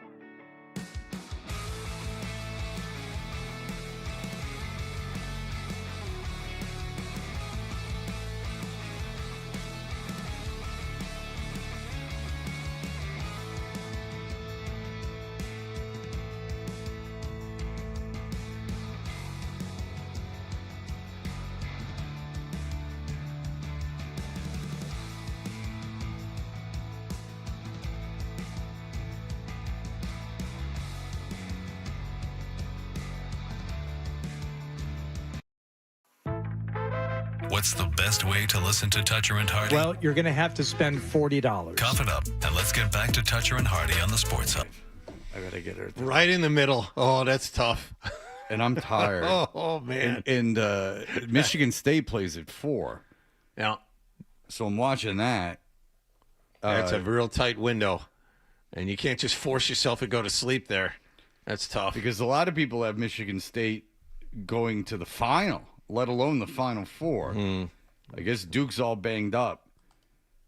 Not Kendra. She put her bracket up, and she had Michigan State losing in the second round to Louisville, which I don't see happening. I don't see that. I don't know what's going on there. All right, gentlemen. I don't know if you're ready to do this, but we're going to do it anyway. The Masters Champions dinner menu has been decided. Oh, okay. Yeah. Hang on. All right. Yeah. Yeah, get on it. I want to make sure I can follow along. Well, no, don't. I don't want you to look. Oh, all right. I won't look. It's his way to cheat. That's like his first instinct is to cheat. No, he was trying to participate, but what I want to do is give you the past 3 menus, including the upcoming one, and then you decide who chose what. Okay? Yep. Now, do you want the 3 golfers first? No, I'd be able to tell you the golfers off the top of my head. All right, here we. See, I believe he's mocking you. I took you at your word for a moment, thinking that maybe you were saying something genuine. And name the menu, and I'll tell you. How foolish of me. Name the menu. Cheeseburger sliders. Tom Kite. Firecracker shrimp with sweet Thai chili and sriracha mayo. Oh, it's priced. It's got the Shambo written all over it. Meatball and ravioli bites. Texas-style chili with cheddar cheese. This guy's a class act. Maybe it's Scheffler. A choice of Texas ribeye steak or blackened redfish served with family-style mac and cheese, jalapeno creamed corn, soy-glazed Brussels sprouts, and chipotle lime-roasted sweet potatoes. For dessert, it's a warm chocolate chip. Oh, this is such a good menu. Warm chocolate chip skillet cookie with vanilla bean ice cream. And this is the Masters? This was the Masters champion from one of the last 2 years. So it's this year's. No minorities. So get that out of your head. Warm chocolate chip cookies. Oh, shut up. It was good. Wait, where were you pining about stupid warm chocolate chip cookies? You know what it is? Like a child? You have shut up just at the tip of your tongue for every person in every situation. Oh, no, you didn't like when he said, ooh, warm chocolate chip cookies. I said, warm chocolate chip cookies. Yeah, you were not kidding. You were being serious. And I was. I'm not. I like warm chocolate That's like chip when cookies. someone says cozy, like a man. Ugh. Or fridge. Yeah, fridge is the one you got to get past. Is unacceptable. Yeah, no, the fridge. Fridge is fine. You got to let that one go. No, I don't. Don't tell me what to do. I was just going to say I made the mistake of telling you to do something. That was my mistake. Jesus. Well, why would you tell me to do that? That's of all the things to tell me to do. That's what you're telling me to do it. I'm not going to get past that. It's not affecting my life in any way. I'm just judging you silently. All right, let me go through this whole menu again. In case you've Reset. Cheeseburger sliders, steak, and a chocolate chip cookie skillet. Who chose that as their in the past couple of years? Duval. Yeah, David Duval, correct. Well done. He went to Rollins to try to get his brain together. John already said it. That was Scotty Scheffler. There you go. Okay. Oh, was that after he killed the guy? Here's another menu. That was in Louisville. That wasn't at the Masters. Peach and ricotta. What did he eat after he just drove through the police barricade and said, I'm a golfer? And they're like, there's a dead woman. And he went, yeah. Does she play in this tournament? Because if not, her life is nothing to me. And then he spat on the body. Peach and ricotta flatbread, rock shrimp. Wait, in all seriousness, that's disgusting. Peach and ricotta flatbread? Yeah, with balsamic and hot honey and basil. I would actually eat that. I don't like fruit on things that aren't fruit related. Rock shrimp. Like in San Francisco. Yoo-hoo. Rock shrimp tempura, bacon wrapped dates, and grilled elk sliders. That's just the appetizer. Elk course. Ted Nugent. Okay. Someone trying to be tough. First course is yellowfin Joe tuna, Rogan. Corey carpaccio, And a main course, your choice of Wagyu filet mignon Ooh. or sheared salmon. And then for dessert, here's your tip-off, sticky toffee pudding. Oh, that is a good hint. Is that when Harvey Firestein were on the Pro-Am? I'll take the rock shrimp and something sticky for dessert. Number one, there's no Pro-Am at the Masters, dummy. And there really should be. So whose menu is that? Imagine all the people they could exclude from that. Now, remember, John. Yes. I'm just ignoring this one. I understand. This could be this year's menu. Oh, then it's Rory McIlroy. Very good. Thank you. Thank you for playing along, John. At least somebody's taking this seriously. Yeah, right? Yeah. Right. And finally, yeah. This sounds like a nightmare. A tapas menu of Iberian ham, some kind of cheese I can't even pronounce, and black truffle, Spanish omelet. Oh, all right. Craig Stadler. I got this one. Lentil stew and potatoes. Craig Stadler's menu is food. It's Craig Stadler. Bring it here. Crab salad. Anything served in a trough. Bring it over. A main course of either ribeye steak or peppers or turbot with white asparagus. Turbot. And a dessert of puff pastry cake with custard and chantilly cream. All right. I have a guess. I'm taking this seriously. I have a guess. Go ahead. John take Rahm. it seriously. Hey! Thank you, John. Yeah. He's Spanish. Fred, you went 0 for 3. He was Spanish. Boy, you're a loser. Look at the score sheet. Loser. Suck on that. Well, now I wish I tried. Sports Hub Golf Club, only 3 weeks away. Live, because it's the Masters. That's I'm right. not kidding. It's got to be live. on live. Yep. It's going to be live. And we're going to listen to that Masters music on a loop. I heard his Masters one when he came back, and I didn't even know he had gone to the Masters, and I heard it when I was.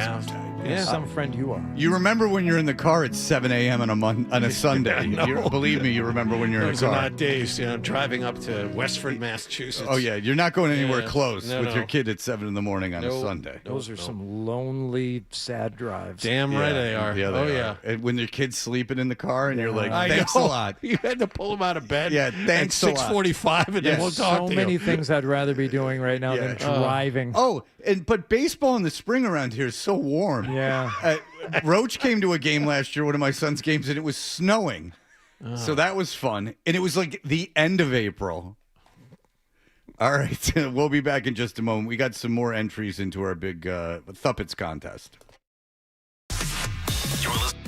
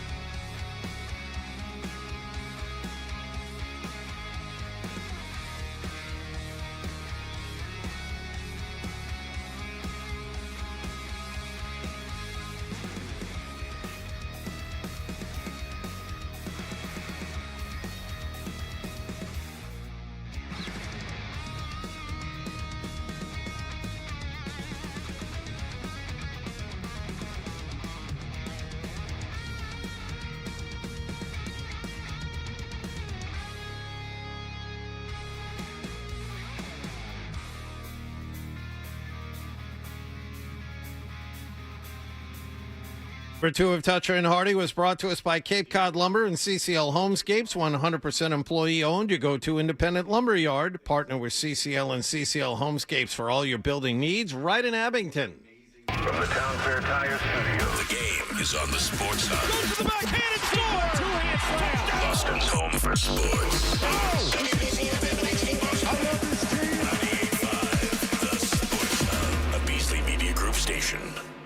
Essential Sports Hub headline presented by Celsius Energy Drinks. Celtics got 32 more points from Jaylen Brown. He moved into 10th place all-time on the team's scoring list in the process as the Green ran by Golden State 120-99 at TD Garden.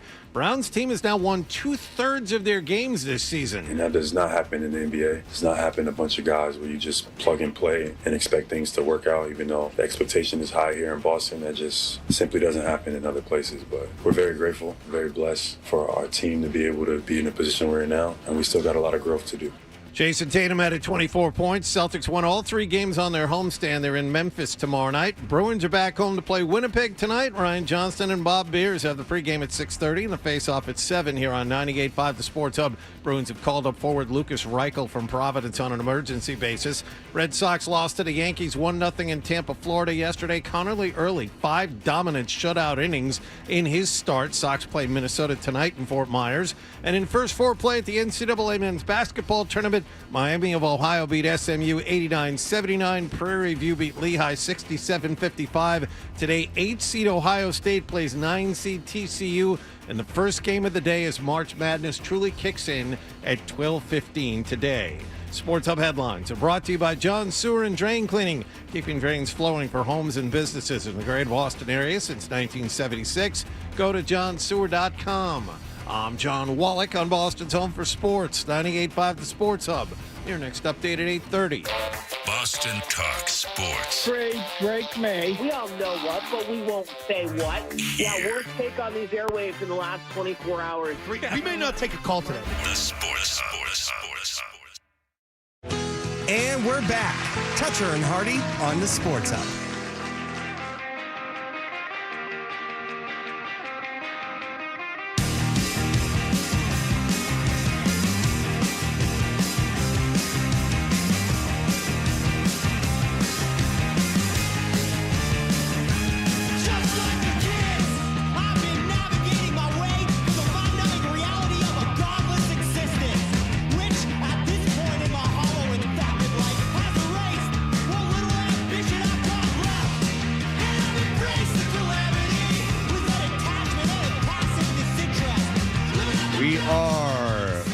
Toucher and Hardy. Jesus. We are.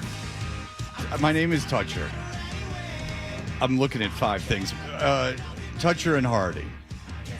My name is Toucher. Fred. You okay? So far, so good. Wiki Fred Toucher. I was looking at something on the computer, the read in front of me, and the read that is next. I was looking at 3 things. We are Toucher and Hardy. You can watch us on YouTube. If you subscribe to 98.5 The Sports Hub on YouTube, there are Thuppets, our new puppets that we have had made. Hardy does these fantastic videos. They come out once a month, we're planning on. And what it is something from the show that Hardy recreates using puppets. Now, there's a puppet of Nick, there's a puppet of Hardy, there's a puppet of myself, and then there's a puppet of Jonathan that we did not need to have made. But it is 2 different things. It is a puppet of John that just happened to be already made, and then prop glasses. Because we didn't want to get real glasses, you know. That's too expensive, yeah. Yeah, you got to save money. So these are all up there, and you can see the videos. I believe if they are not pinned, the first one is pinned. We should probably pin the second one as well. So ask Nicholas! Pin the video! He'll be back on Monday, but you won't be here. Shame. You know what? I miss Nicholas. I miss him around here. I sent a very nice note to Ryan and Nicholas, and I said, you know, we miss you. You sent it to Ryan too? Mm-hmm. I did. When he was gone? Yep. Oh, he was lounging by the pool and got a nice text from Freddie T. Look at that. Huh. I bet that made you feel real good. Yeah. Shut up, Beaton. Can't get that kid to stop talking. I know. You know, I was out to Jabberjaws. I was back out there. to lunch with Bobby Bronson yesterday. Oh, yeah. And Bobby was sitting there, and he had some things to say about Ryan. Huh. Yeah. He said that Ryan's a good kid. He goes, but you can tell he's real nervous in Bob's presence. Yeah. Oh! And I said, you hit the nail on the head, Bobby Bronson. Yeah. Aren't we all? So I said, you hit the nail on the head. Did you really say that? Sort of, yeah. Well, when you run into the bronze god, you got to take a couple steps back. I didn't ask him how he always stays so tan. I should have asked him. He's a close third behind Brickley and Beers. It's Or very why. close. Yeah, or why? Like, who's he trying to impress? Either or. You know, I'm like, yeah, who are you trying to impress this early in the morning? I mean, you've been married for a long time. I think you got married in the 80s. I'm like, what the hell do you need? The hell? Tanning yourself for? I mean, you let yourself go in every other way. I'm kidding. All right, so celebrate the debut of these Thuppets. We want fully produced 60 seconds or less songs sent to adam12@bbgi.com. Now, these are theme songs for the individual puppets. If you win, you'll get tickets to a Celtics first-round playoff game at the TD Garden. And the deal is this, is that we've gotten some good ones. I believe this was a good one. It's not the MASH one. This is one I think that was a good one, if I do recall. Hi, I'm John Wallach, and I love magic. Wallach, the eagle eyebrows, illegal he has just one good working ear. What? Shun his religion glasses for vision. Celtics don't want him calling games. He wears those pleated pants, watches big booties dance. He always steps on jokes, wears the mute button.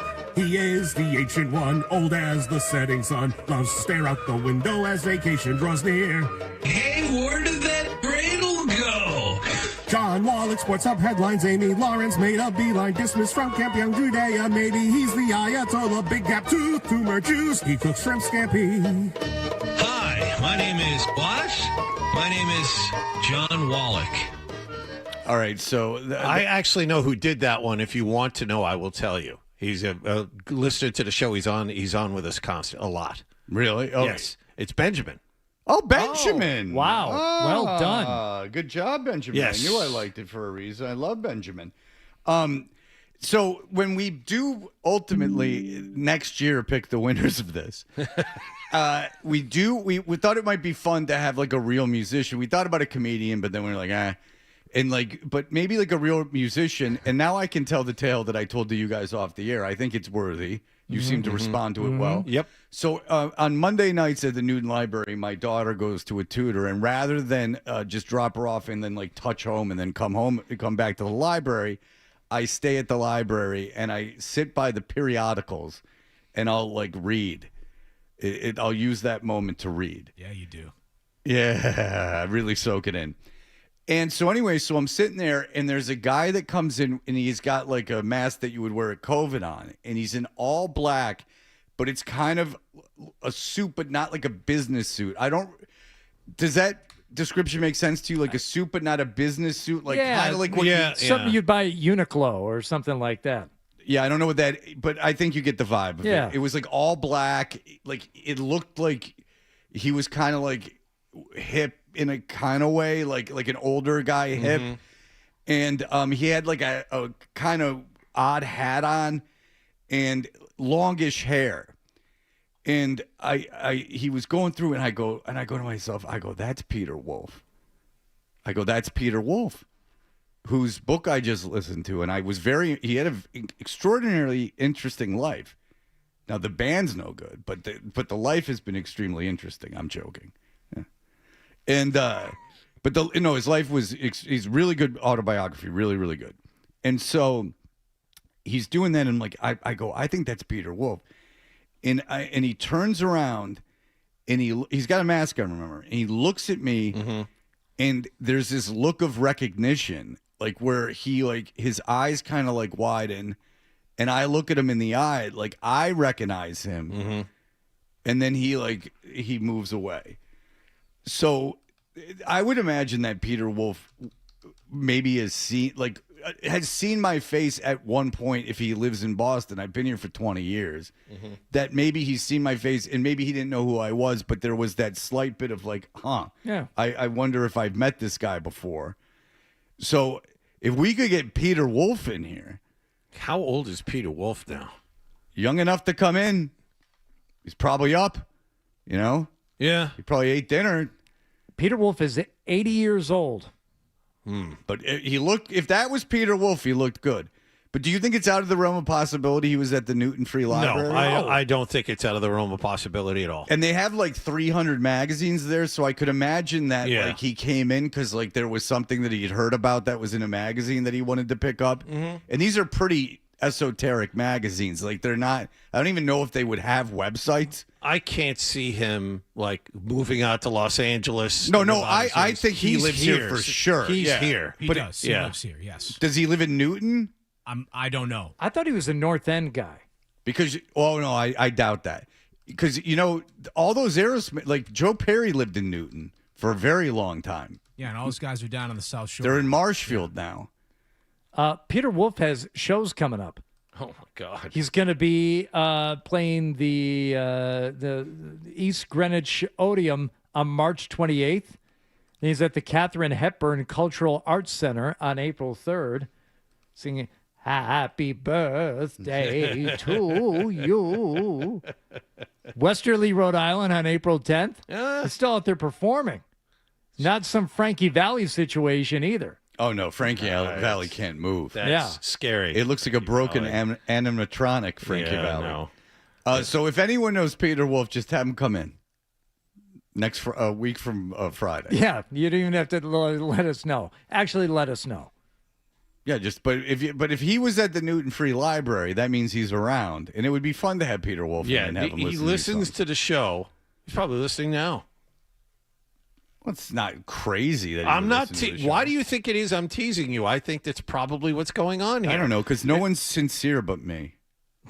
You're all. You said yourself there was recognition. He's probably listening. Oh, now. I'm not lying about that. There was a moment of and look, I don't know if he went, that's Fred Toucher, but there was a moment where I think he went, oh, I recognize. Have I met that person before? The only thing from keeping him from coming in would be his tour schedule. When are the shows? March 28th and April 3rd are the next ones. Okay, March 28th, 9 days from now. All right, so that's a Saturday. April 3rd is a Friday. We need him in here on Tuesday the 1st. Okay, Tuesday the 31st.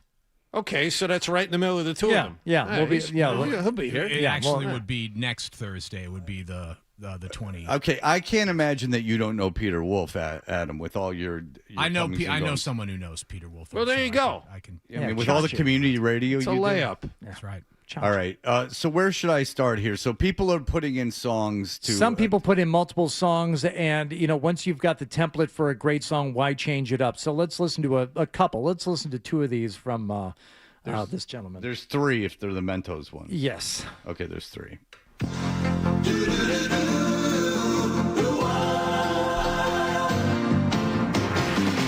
Well, Hardy loves golf. Yes, Hardy loves golf.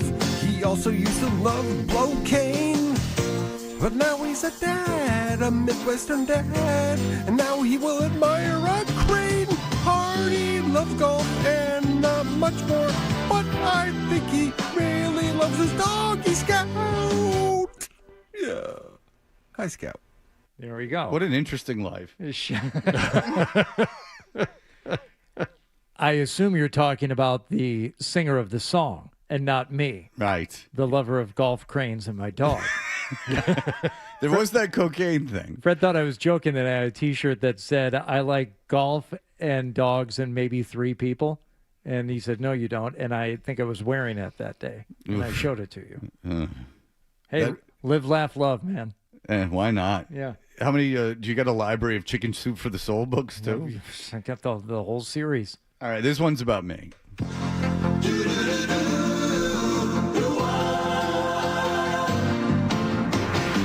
It doesn't matter the topic, once he starts talking, but Fred will always mention the Jets.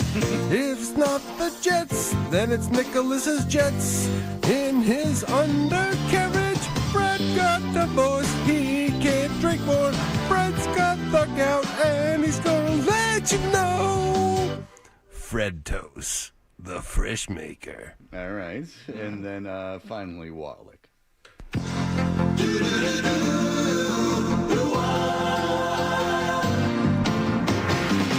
Squawk, squawk, squawk, squawk, squawk. Tweet, tweet, tweet, tweet, tweet, tweet. You are an effing bird. Squeak, squeak, squeak, squeak, squeak. Twat, twat, twat, twat, tweet, tweet. Pop, pop, pop.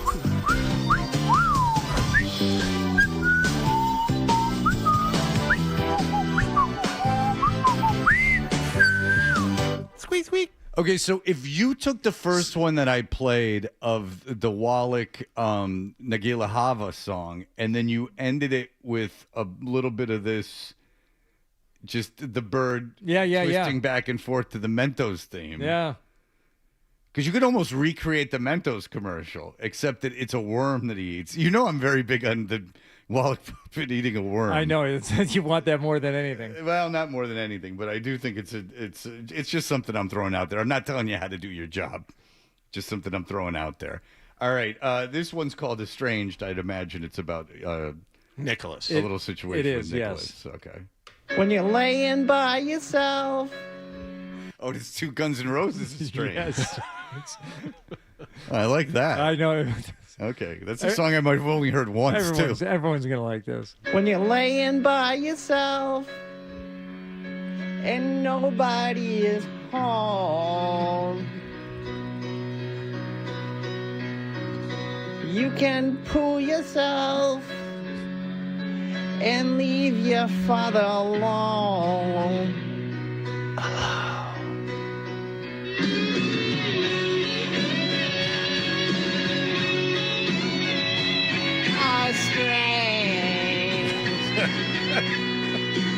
Oh, Nicholas, we're estranged. Estranged! Nicholas! It's a slow burn. It's got I a like lot that of, one. I know. I like it too. It gets in and out about 35 seconds. That's it. That's a good one. Yeah. All right, and finally, something about Wallach being a dang bird.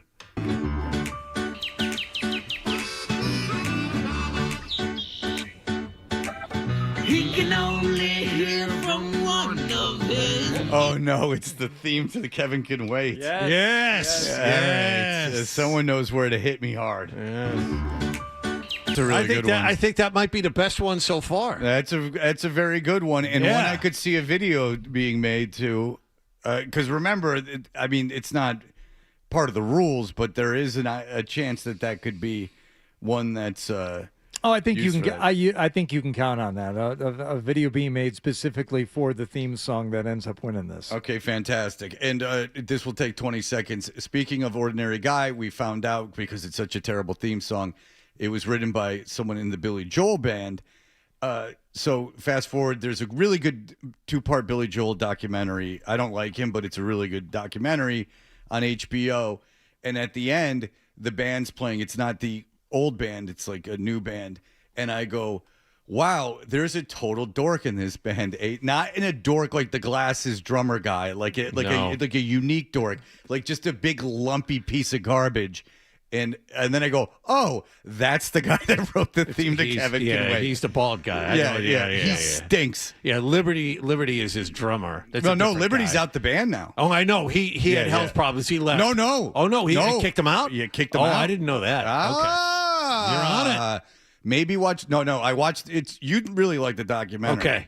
Hardy, you'd all like the documentary. He's lived a really difficult life. He has. And despite that his music is music that no one really likes, he is like a brilliant.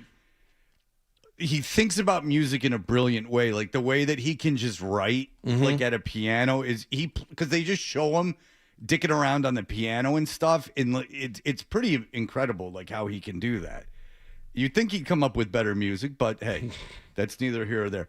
But the video, to go to extremes, is cool because he's wearing a leather jacket and shades. But he's got the same haircut that he's always had, which is that of someone, that would be, I don't know, you'd do hate your taxes. You'd hate the Matter of Trust video where he's. I've seen them all. Where the windows are open and Christy Brinkley just kind of sitting there in New York City, and all of New York is treated to his music. They had no idea that they were playing down there, and they had a license just to film the Yeah. street. Yeah, and no one murdered anyone. Yeah, it's a whole thing. But back in the day, I bought it. I probably did too. Yeah. Like they just showed up at a basement and We opened didn't know the any windows. better. Yeah. All right. We'll be back with our good friend Chad Graff in just a moment. Toucher and Hardy will be right back on the Sports Hub. Listen, you have an HVAC system. I have an HVAC system. And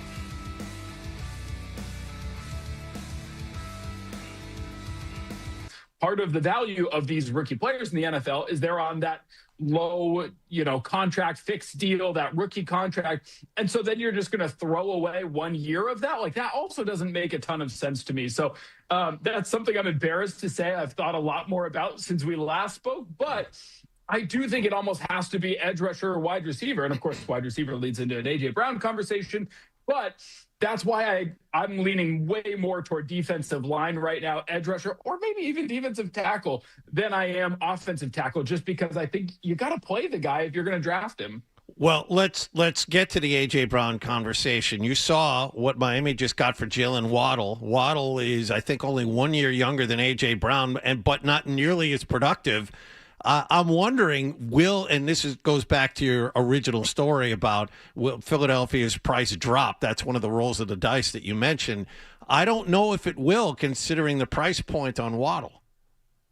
And I think the A.J. Brown compensation is going to look different than the Waddle one in terms of the Eagles are still a good team. They still have Super Bowl aspirations. We can scoff at their quarterback play and whatever else, but still a well-run, well-coached team that has a lot of talent. And so what are they going to look for A.J. Brown? I think it's going to be a first-round pick and a player. I don't think they just want a couple of 2027 picks and move on like the Dolphins got for Waddle. I think you might have to part with one of those wide receivers that you have if you're the Patriots. Is that Demario Douglas? Is that Kayshon Boutte? Is that Kyle Williams?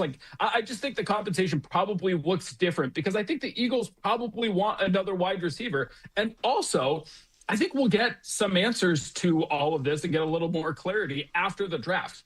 Do the Eagles go and draft a wide receiver and then they don't necessarily need one back from the Patriots? Does a wide receiver fall to the Patriots in the first round that they weren't expecting? And all of a sudden they're like, oh, hey, we're good. We don't need A.J. Brown. Can I just add something? Do you think the Hollywood Brown signing by the Eagles points in any direction in terms of A.J. Brown? I think it points that he's going to get traded, but I don't think it necessarily takes them out of wanting a Kyle Williams, Kayshon Boutte, Demario Douglas kind of player. So for the Patriots, I think the compensation that you're talking about in June, and again, this is going to be a long conversation because I don't think a trade happens until June 1 or later, but it probably involves your 2027 first-round pick and a player instead of the multiple picks that the Dolphins got for Waddle. I know things could change after June 1st with the A.J. Brown situation, but I'm also starting to maybe convince myself that a number one isn't necessary. I heard this discussion going on yesterday. You could go through all the teams in the league and maybe come up with about half that have a truly dedicated number one wide receiver. That's the guy. I'm just curious about your thoughts on that, Chad. If you think it's a necessity or if you think it's something that you can piece together without having that obvious number one guy. Yeah, so two things. I don't think it's a necessity, especially because Josh McDaniels has not had one for so long, at least on the outside, that kind of wide receiver.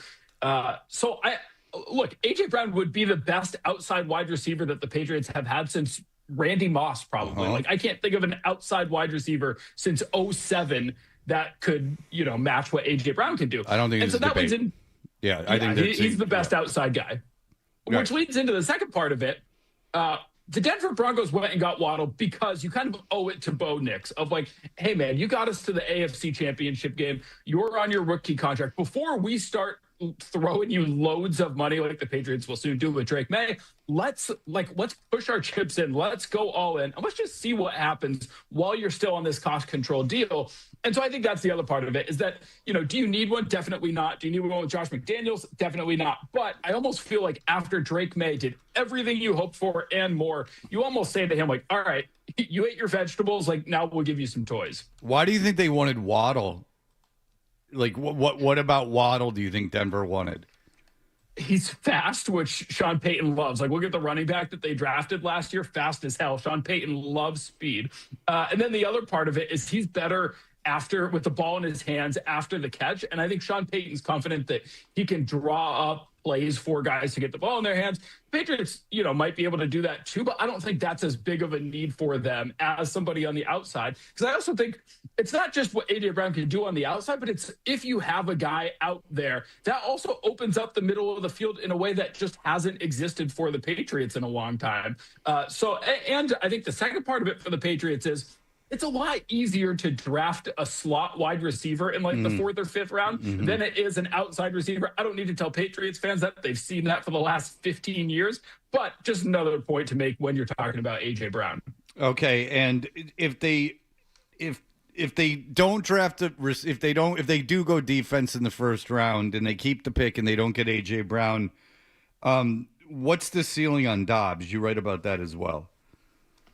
I think the ceiling on Dobbs is probably similar to what Stephon Diggs did a year ago. Could he get better than that after this upcoming season? Yeah, maybe, because the Packers had a bunch of, kind of B-level wide receivers and they spread the ball around and whatever else.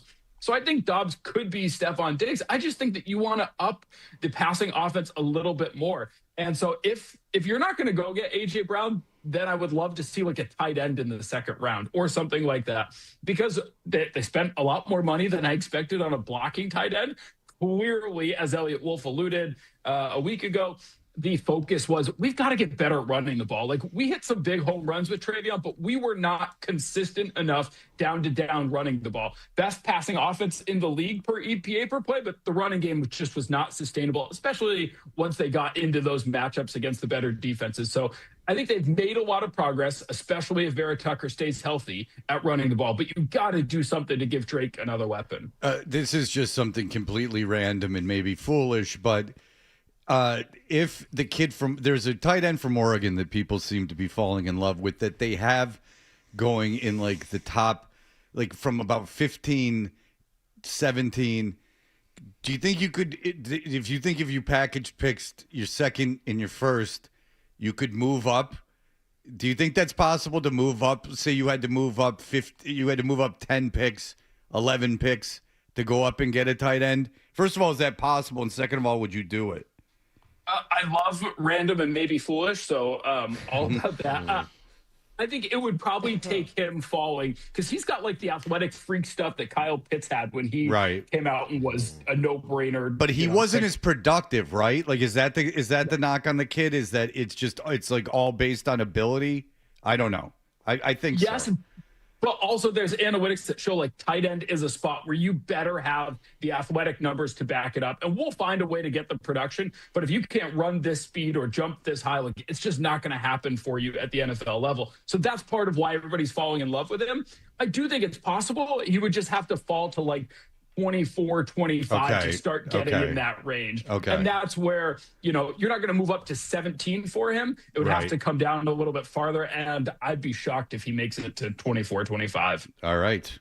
Just an idea. All right. Thank you, Chad Graff. Appreciate it. But we're going to talk about the draft for a month.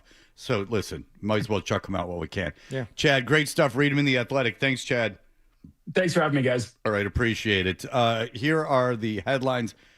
Daddy's got to pee. Sports Hub headlines. Presented by Celsius Energy Drinks. Celtics beat Golden State last night, 120-99 at TD Garden. Jaylen Brown, 32 points. Jason Tatum, 24. Celtics now will visit Memphis tomorrow night. Bruins will host Winnipeg this evening. Ryan Johnson and Bob Beers have the pregame at 6:30 and the face-off at 7 here on 98.5 The Sports Hub. Red Sox lost to the Yankees in Tampa, Florida yesterday, 1-0. They'll play Minnesota tonight in Fort Myers.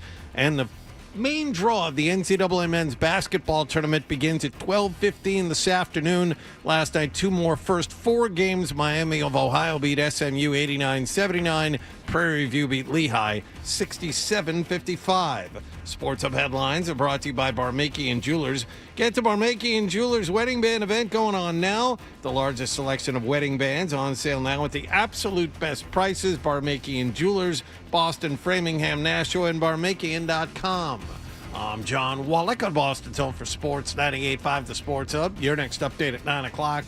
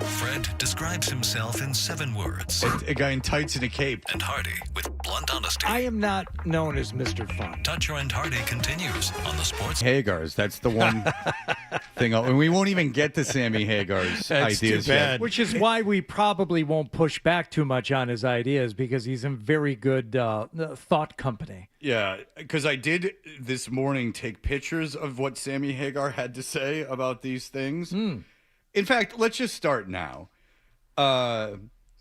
So you read his book, Red. Carson, yes, I did. Sorry. What did you say, Carson? Yeah, I was looking at something on the screen. Don't worry. Oh, good. I made the same mistake earlier when I forgot my name was Toucher. I had a couple of things in front of me in the word card. When I forgot my name was Toucher. Yeah, because I don't run around calling myself Toucher. So Yes. it is my last name. But yes, I did read Sammy Hagar's autobiography. Yes. Yeah. And there you remember the quote. I started looking up in the night sky, sifting through my dreams more often, looking for patterns, breaking things down, and reading books. So he decided to read books. I always love that when you can tell someone's a genius when they make the decision to read. You know what? I'm going to start reading. Right. What? Like, I know people and they'll be like, I read, but it's trash. And I'm like, do you know just by reading a book, it doesn't matter what it is. Just by reading a book, you're so far ahead of everyone else. A woman not so long ago, she's like, yeah, but I just read this crap. I go, no. You are like a Rhodes Scholar compared to most people now. Don't have any shame in what you're reading, especially if you're reading long-form fiction. You're just by nature of that, you are so far more empathetic than most people. In the backyard, it was an old abandoned chicken coop. Yeah. This reminds me of Larry Flint's autobiography. You got to break its neck when you're done with it. You really give it what for? I'm not lying. I won't tell you how he did it, but he said you have to break its neck when you're done and throw it in the river so your dad won't find it.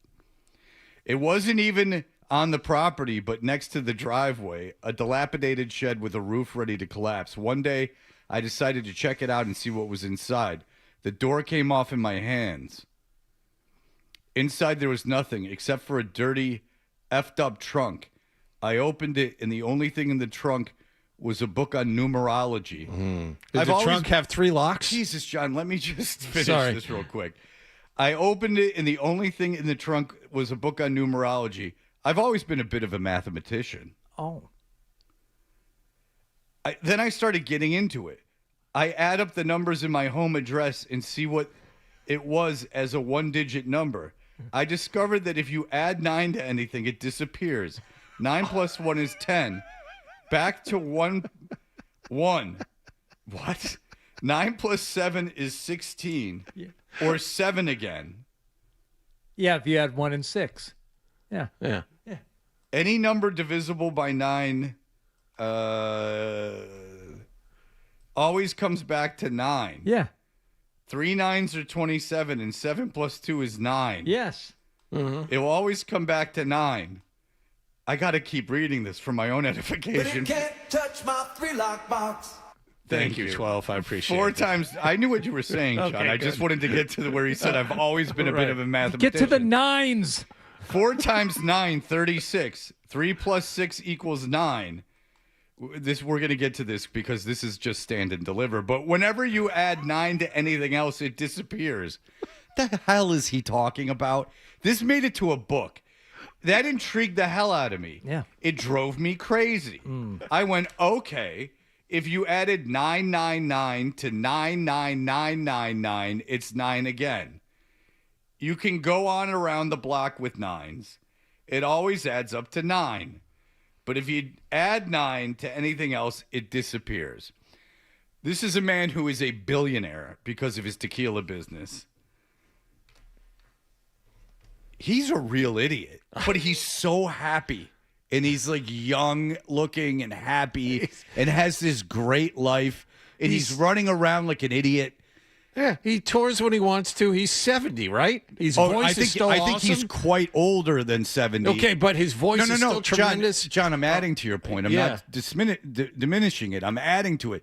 His voice is fantastic. He looks fantastic. He seems incredibly happy. And he's a total idiot. He made a business.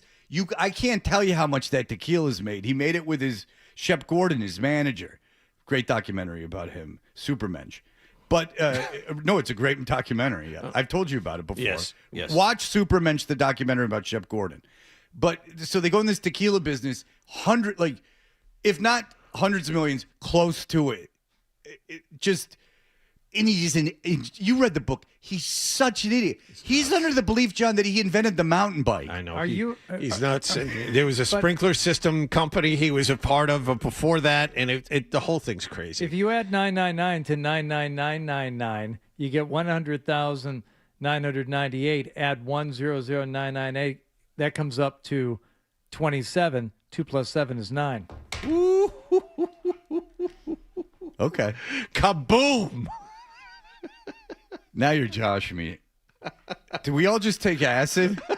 That's unbelievable. What the hell is he talking about? 9. In rehab, we had to do numerology. It all disappears and it all comes back to 9. Incredible. I remember we had to do numerology in rehab, which thank God I went to rehab because it worked too. And I remember going like, oh, like this is like coming out to like something, but then I just went, but wouldn't it for everyone?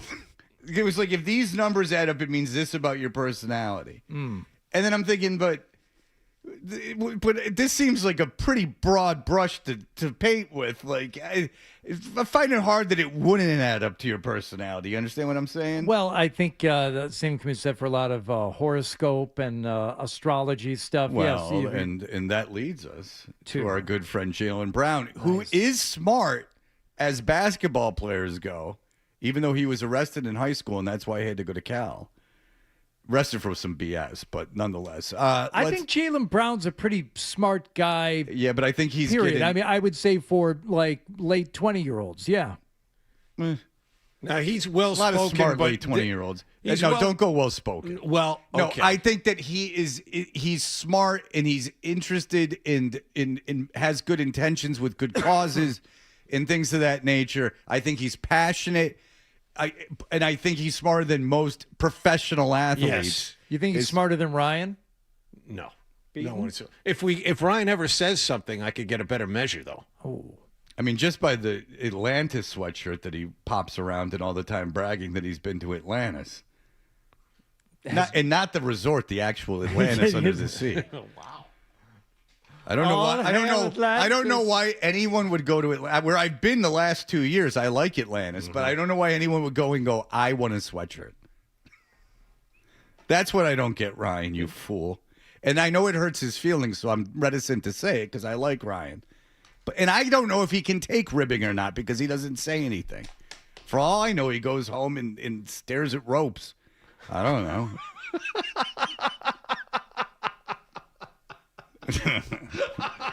Just walking the aisles of Home Depot, looking at ropes, hoses, bleach. Long, lonely ride home. Yeah. He's got 45 minutes in the car before that. I never make fun of Ryan. Because I don't know. I know Nick can take it. I don't know if Ryan can now take you've done it. No, I really never make fun of Ryan. I don't know if he can take it. I like Ryan a lot, but I got to know if he can take it. I know okay. John can take it. He's okay. Yeah, I know he's okay right now. I barely said anything. All right, we'll be back in just a moment. You're listening to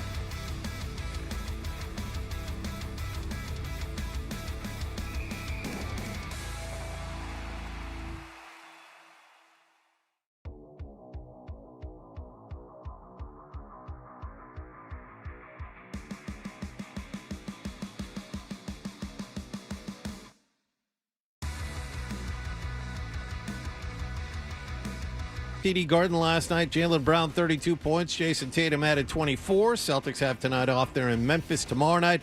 Bruins will use TD Garden for hockey tonight. They play Wimbledon, Winnipeg. I don't know where that came from. Ryan Johnson and Bob Beers have the pregame at 6:30 and the face-off at 7 here on 98.5 The Sports Hub. Red Sox lost to the Yankees 1-0 in Tampa, Florida. Connerly early, 5 shutout innings. Red Sox back in Fort Myers tonight to play Minnesota. Minnesota has this morning re-signed quarterback Carson Wentz. And in first 4 play of the NCAA basketball tournament, Miami of Ohio beat SMU 89-79, and it was Prairie View over Lehigh 67-55. The main draw begins at precisely 12:15 p.m. Eastern Time this afternoon. Sports Hub headlines are brought to you by the $14.99 Big Deal Meals at the 99, like the juicy chopped sirloin. All Big Deal Meals are now available all day, every day for just $14.99. You gotta love the nines. I'm John Wallach on Boston's Home for Sports, 98.5 The Sports Hub. Your next update at 9:30.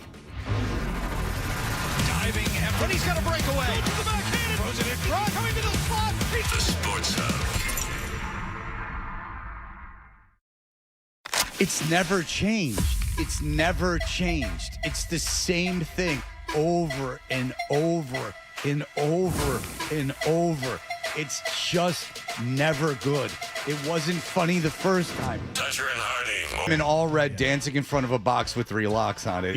It's the most literal thing either. And they're like on a white set. Yeah. And when I was a kid, I was obsessed with MTV. We didn't get it. And I think, Hardy, you're probably in the same boat. Like, we didn't get cable in Detroit until, like, dude, probably like 6 years after you guys got it. So, like, MTV was this super rare thing. Yeah. And, like, I would be obsessed with it. But then I would see, like, the video for 3 Lock Box, and I'd go, and this is when videos sucked. Yeah. And thinking, whoa, how is this on TV? All right, anyway. No, even as like a young, like, maybe I was like 12 or something when I Can't Drive 55 came out. That's all I knew was Sammy Hagar before Van Halen. I realized it was crap. Like, this is garbage. This is a stupid song. I didn't know it to be like a novelty song at the time, but I'm not even sure he meant it to be a novelty song. No, he didn't mean it to be a novelty song. He meant it in all sincerity. Yeah, well, he thought it was like cool, like I Drive Fast. And I liked Poison and like Rat. It wasn't like I was some super above it all kid, you know, listening to television and like Richard Hell. I liked metal music and Judas Priest and stuff. And so even at that age when I liked that kind of stuff, and I still don't think Poison's a bad band, and I certainly don't think Rat's a bad band. They get lumped in sometimes. Poison looked ridiculous, but Cry Tough's a good song, and Every Rose Has Its Thorn I listened to in my 20s when a girl broke up with me. Wow. You've mentioned that before. I think that should be the last time you mention that. I don't think that's something you want to. I think it's a beautiful. Knowing. I think it's a beautiful song about breaking up with someone. All right. I do. I think if you look past its Poison, that you could get there. What's a better breakup song? There's a ton of them. You don't have to think about it too much. Is my point with every Can you rose think has of one its thorn. that? Well, no. Then that's kind of the idea. Can you think of one though that you've turned to? The entire Matthew Sweet album, "Girlfriend," is a breakup album. Every song on it is But I don't better like. than. I don't like Matthew Sweet. Okay, well then it must not be as good. No, to me. Yeah, I'm saying that. But we were just talking about an You're the one making fun of me. I'm not making fun of you. As an empirically good or bad song, it's fine. It's not easy to write, like a catchy 3-minute pop song or a sad ballad or anything else. But I don't think of it as high art. I think that it resonates with those who have had the heart broken. Well, you're alone in that. Oh, am I? Or is it? No, you're alone in having your heart broken. I'm saying that, yes, everyone has had their heart broken at some point. Right, and everyone loves that song. It was a huge hit.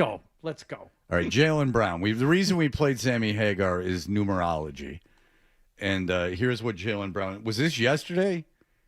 Jaylen Brown. Yes. Yeah, Jaylen Brown had this to say yesterday.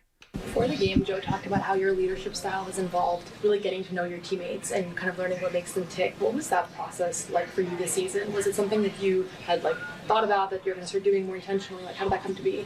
Yeah. I mean, I learned a lot about each and every one of our guys, even down to astrology, even down to everything. I learned All right, well, he's certainly saying it. He's getting right out with it.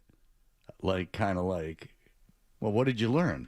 Communication styles that work best for each individual, and started utilizing that when I speak to each and every guy. So it definitely, I didn't know if it would work before the season started, but that stuff definitely works. Did you make flashcards? No, I memorized Mimi's. He's Year of the Rabbit. I mean, so his communication is different from D. White. D. White's Year of the Dog, so his communication style is different. Hugo's also a dog. Peyton's is a tiger. JT's a tiger. Ron is a dragon. Joe's a dragon. Nicola, he's new to our team. He's Year of the Horse. He's Year of the Horse right now. Each of those have different communication styles, and you can go into numerology as well. Sam is a 5. I'm a 5. So different. Sam is a 5? No, I think he's a 7. Finger man, I heard about you. Are you the finger man? I'm the finger man too. You know what I can do? I know how to multiply by 9. 9 times 3. 1, 2, 3. What do you got? 27. 6 times 9. 1, 2, 3, 4, 5, 6. What do you got? 54. Yeah. You want a hard one? How about 8 times 9? 1, 2, 3, 4, 5, 6, 7, 8. What do you got? 72. Nominated for an Oscar for that role in the game we never got to this week. He should have won it. Top student. Yeah. Hey, Jalen Brown. No. What number am I? So based on what year you were born, you communicate differently than other people. Yeah, you talk to the girl who's top student. Her parents want to work at the restaurant. You talk to the kid in the gang a little different. Finger man. Yeah, you like that. You like finger. Breakdowns, and then you can also go into Yeah, break it down. -4. Yeah. Anytime we can do stand and What's deliver. Peyton Pritchard? What year was he born? He's the year of the dog. You want a hard one? He's the year of the dog. Right.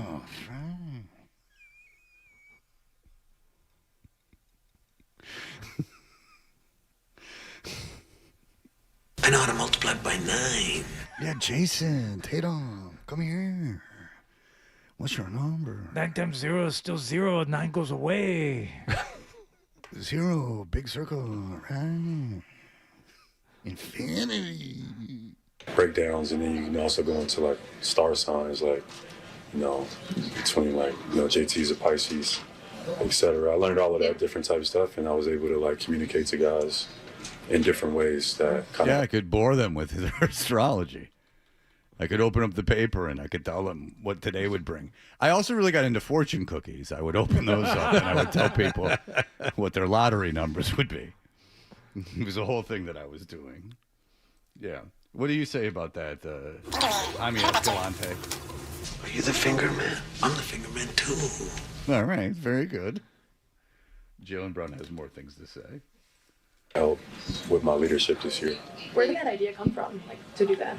Oh, it came from Mahatma Gandhi, actually. It came from Stephen Hawking.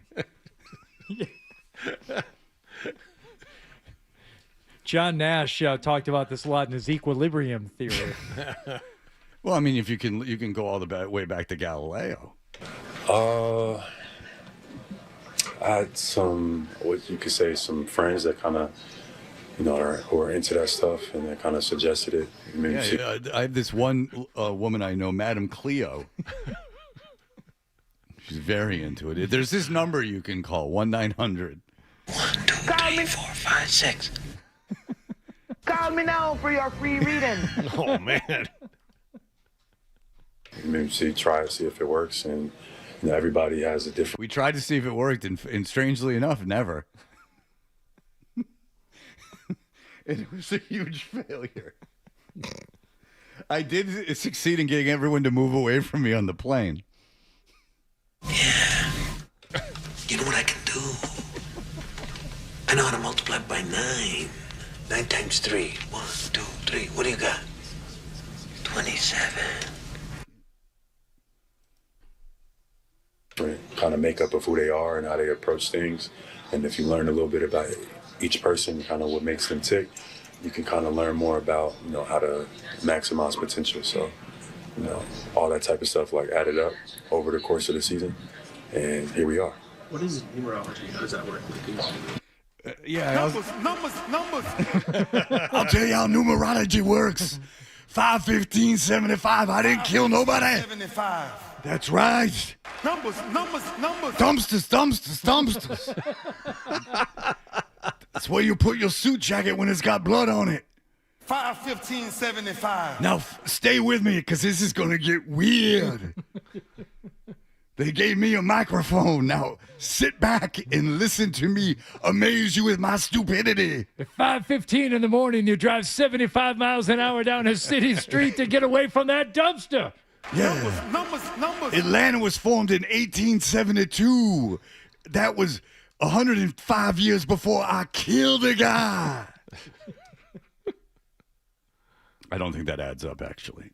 Numerology is like a combination of your numbers. Like It's a combination of crap and diarrhea. I paid a lot of attention to like numbers, like dates. Yeah. Numerology is like a combination of your numbers. Like Yeah, I know. I'm a doctor, too. Your birthday. I know. Each. Start putting that in. Yeah, okay. I'm going to start over. But not with the whole thing, but all right, here we go. What is numerology? How does that work? Numerology is like a combination of your numbers, like your birthday. Each letter in your name adds up to a certain number. And, numerology is a lot more telling, I think, than anything else, because numbers don't lie. And we got a bunch of analytics guys here, which is frustrating. I'm sure they're right on board with that, all the analytics. Oh, yeah. Who cares? All the statisticians they have around the team, they just tracking your heart rate and your 3-point percentage and everything else. Don't forget to factor in how many letters are in my name. Everybody stop. How many minutes I should be playing in the third quarter. Have you read this guy's chart today? There's nothing scientists love more than this. I can't imagine anything more. When Jaylen Brown sits them down with their doctorates in math and sits them down when they're using elaborate AI to figure out every possible scenario that you're telling them that you found a book on numbers. Numerology definitely is very telling. Yeah, it is telling. The common factor of the universal tone. Thank you, That's Terrence true. Howard. That's true, Terrence Howard. 6 times 9. 1, 2, 3, 4, 5, 6. What do you got? 54. Yeah. You want a hard one? How about 8 times 9? 1, 2, 3, 4, 5, 6, 7, 8. What do you got? 72. And then the bell rings. 8 is a Fingerman. very, I heard very about you. seductive number. What's that, alcohol? 8 is a very, very seductive number. 666. Thank you, Bill. Thank you. Now, Tuck. Joe, go ahead. Hey, how are you? I can't comprehend this fixation with Jaylen Brown. I get it. It's radio, it's entertainment, but the comment that he is intelligent as far as basketball players are concerned, I really think misses the mark. It's dismissive. He's a guy with a high degree. He's taken classes at Berkeley, Harvard. He's lectured at MIT. I know. I just think there was racial undertones to the comment. Yeah. And I think that it perpetuates what Jaylen Brown sometimes thinks about this town. I think he's someone that should be held up and appreciated. I get it. You can mock him for the numerology, but this is a guy who's a Renaissance man. He scores 30 points a game. I He works in the community, never gets in trouble. And That's he's right. a So super intelligent you person. cannot mock him for his numerology, of course. That's right. Numerology is about 2% of what you've been mocking him for the last couple What of else days. have we been mocking? What the hell have I said one thing about Jaylen Brown in the last 2 days besides this? You just said he's intelligent as far as basketball players No, I are didn't. concerned. What does I that never mean? said that. At one point did I say that. Go back you and said it listen to it, 15 you minutes jackass. ago. That's something I have no patience for. Don't go tell me I said that. That never came out of my mouth. I never said he was record intelligent. speaks for itself. Hardy had to correct you. Hardy corrected you. He said he's smart as. No, under I any corrected standard, John under when any he said he was applicable well standard. spoken, is what I did, you stupid idiot. You're the idiot. Jaylen Brown's a genius. You're a moron. Idiot. You're the idiot. And What? you're racist too. Oh, I'm a racist because I made fun of Jaylen Brown knowing numerology. Why is that, Joe? Explain to me. What's your background, Joe? I'm an attorney. As an athlete, Really? Of what origin? Of what origin, John? Joe, are you? Do you know anything about Jaylen Brown's background? Joe. Do you know anything Yes, about I him? do know about his background. I know that he's from Georgia. I know that he went to Cal. Joe, listen. Joe,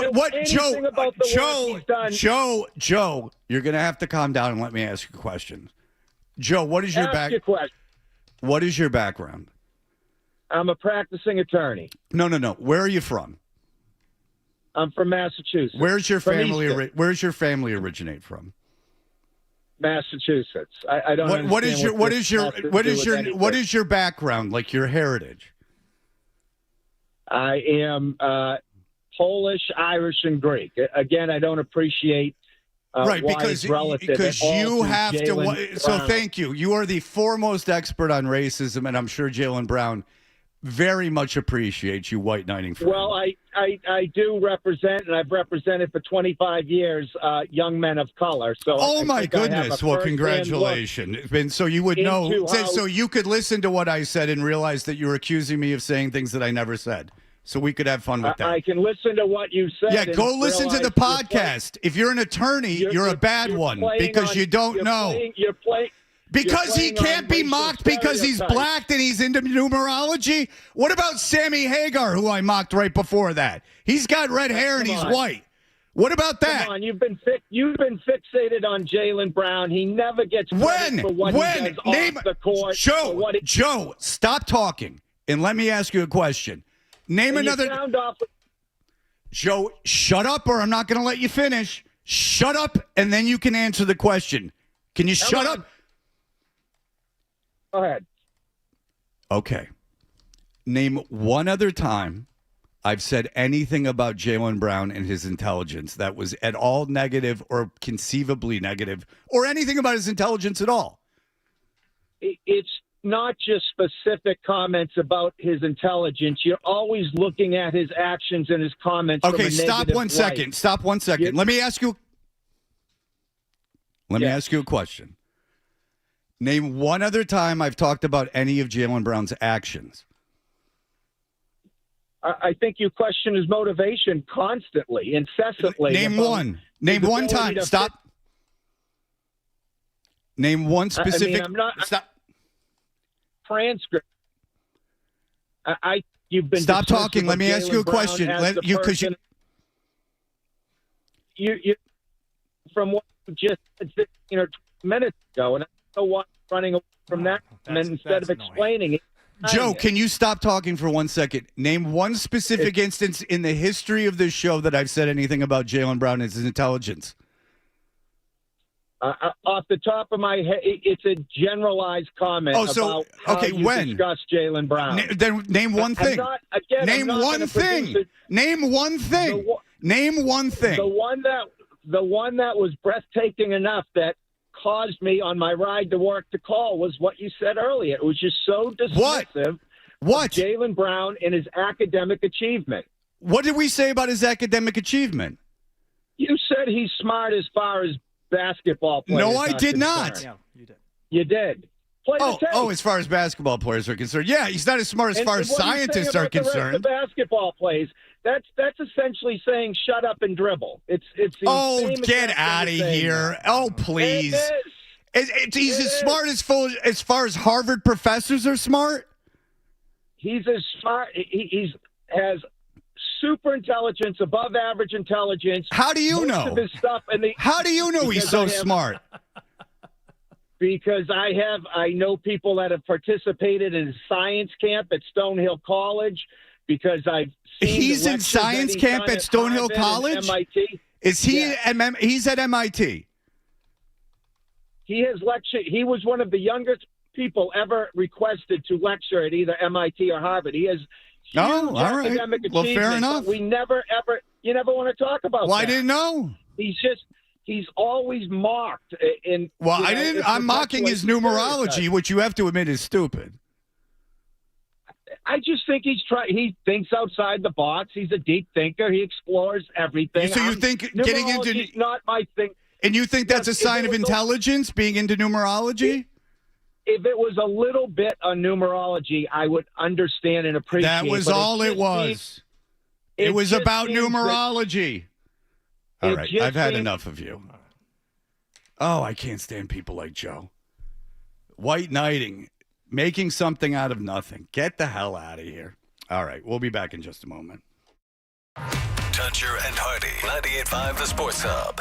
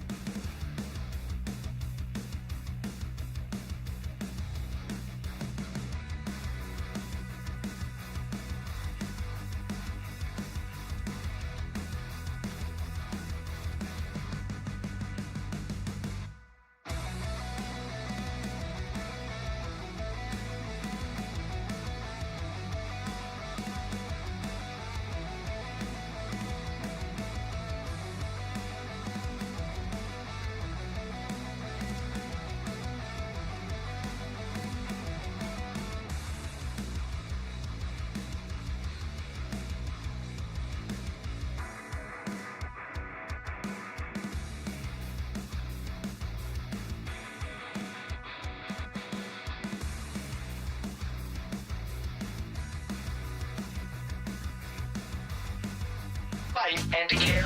98.5, the Sports Hub. You know, I got an idea for a bit. The email bit. We should do the email bit. It's a great idea. Let's do the email bit. All right. If you want a good attorney, look no further than Jeffrey Glassman Lawyers. They are the best. They're powered by Jeffrey Glassman Injury Lawyers. If you've been hurt in a car or work accident, you got to get Glassman. Don't just send an email. Call all sevens at 617-777-7777 or visit gottagetglassman.com. A lot of emails about the lawyer Joe, who claims to be a lawyer that called in and accuses the show of talking about Jaylen Brown in negative terms on a consistent basis, which is patently false. Now, the numerology stuff, in my opinion, is very dumb. And smart for a basketball player means in a sea of people that don't have doctorates, smart for a basketball player means it's not smart for an MIT guy. But if he spoke at MIT, then he spoke at MIT. Maybe he's the biggest genius in the world. According to one emailer, yes, he has lectured on social justice at Harvard Graduate School and did a similar lecture at MIT.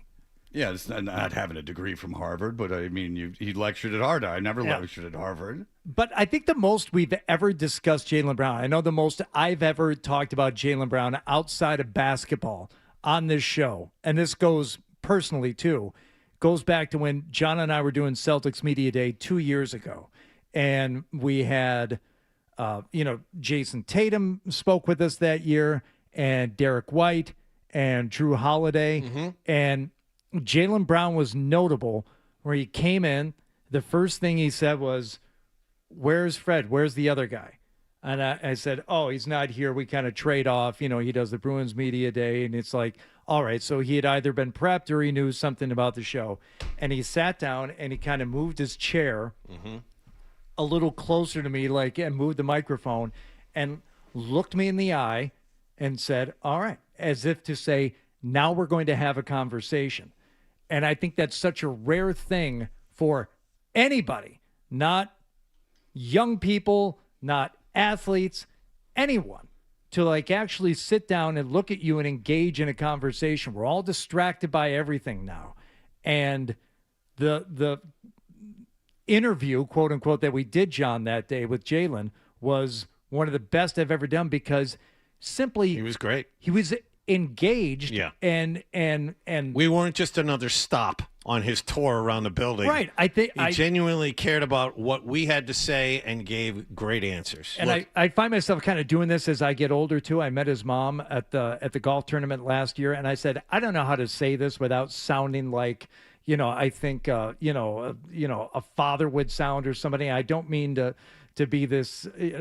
I don't mean this in any way other than a compliment, but I just wanted to say to his mom, I was like, I am so impressed with Jaylen and just how he seems to be able to transcend what everyone else in the world seems to have fallen into, which is this kind of only half-ass paying attention to things. I'm like, well, I've only spoken with him a couple of times, but you have conversations with some people and you just come away impressed by their level of engagement and focus.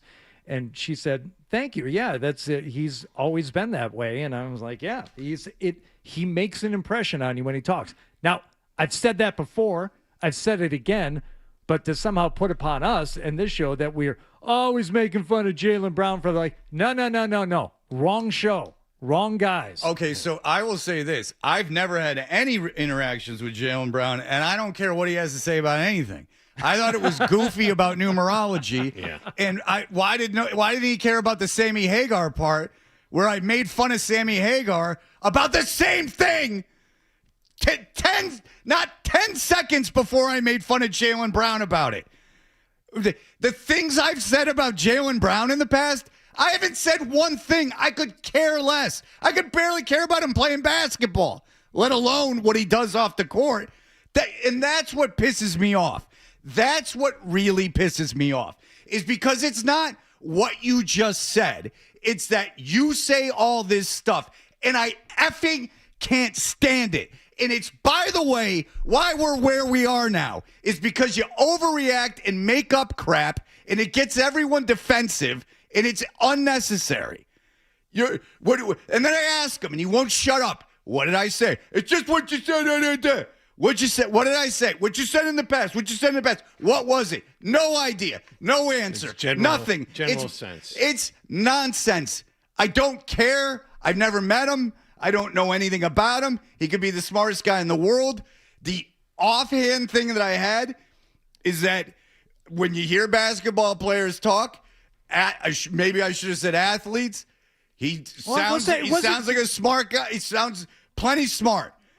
Getting into the numerology thing as just a way to set up the numerology bit. Comparatively speaking, what was it, about a year ago? We were having the conversations about NASA inviting Steph Curry and other players to come to the Space Center in Houston because they were having this conversation on a podcast about whether the moon landings were real and flat Earth stuff. So, yeah, when you use that as your benchmark, other conversations that we've had, yes, he is smart compared to some of those other conversations. No, or if you went, he's smart for a guy in an 80s hairband. I mean, get out of here. And that, oh, you're saying shut up and dribble. Huh? No, what? To make fun of him for that he added up their birth dates to get to know him better? Shut the F up. No. That shut up and dribble. Yeah, it's a real political stance, you idiot. God, that pisses me off. I hate that more than anything. Because at least if I say something that you find offensive, you can say it to me, and maybe I'll go, oh, my bad. I said something offensive. Or you can come on and filibuster and just say all this crap about the past, and you said this in the past, when I've said nothing. Go through, you know what, you're a lawyer. Have your whole team go through every podcast in the history of the time I've been on the radio since Jaylen Brown has been alive, and go through everything I said about him. First of all, you'll find about 4 minutes of radio total in 20 years. In 30 years, 4 minutes of total radio. John talks about basketball. And my opinions of what he does off the court are nothing. None. I have none. None. Never have we sat down and really dug into his thoughts. Never. He said a bunch of silly crap about numerology, which, by the way, we had talked about. He had no problem with the Sammy Hagar stuff. That was fine. The Sammy Hagar stuff. And Eddie Trunk would have a huge problem with that. Drives me crazy. So there is something that has broken here in the last few minutes that we have to address. Cade Cunningham is going to miss an extended period of time for the Detroit Pistons after suffering a collapsed lung. Now, after a quick bit of digging and research, this extended period of time could be 72 hours. It could be a month. You don't know. It depends on the severity of the collapsed lung. He was hurt on Tuesday night diving for a basketball in a win over the Washington Wizards in the first quarter. He hung in there for another couple minutes. They took him out. Originally, they diagnosed him with back spasms, but according to Shams this morning, it is a collapsed lung. Obviously, this benefits the Celtics, who are chasing after that number one seed. And if he's out an extended period of time, playoffs are 3 weeks away. If he's out an extended period of time, maybe the Celtics don't see them in the playoffs at all. Do you care about the number one seed, though, for the Celtics? You don't have to play the Knicks and the Pistons both. That's true. And the Knicks and Pistons, in a perfect world, would beat the crap out of each other before one of them plays you. Right. If you don't have to play the Knicks or Pistons, both the Knicks and the Pistons, that's an advantage. If it is weeks and weeks, if this is like a serious issue and it affects his availability in the playoffs for any amount of time, that's a huge component of it. Again, I would say more so than the seeding. You still got almost a month, a little less than a month before the playoffs start. 3-4 weeks to go. So there is some leeway here. But you're right. There's no way to know when he's going to come back from this. So, yeah, and a collapsed lung doesn't sound like that's just going away.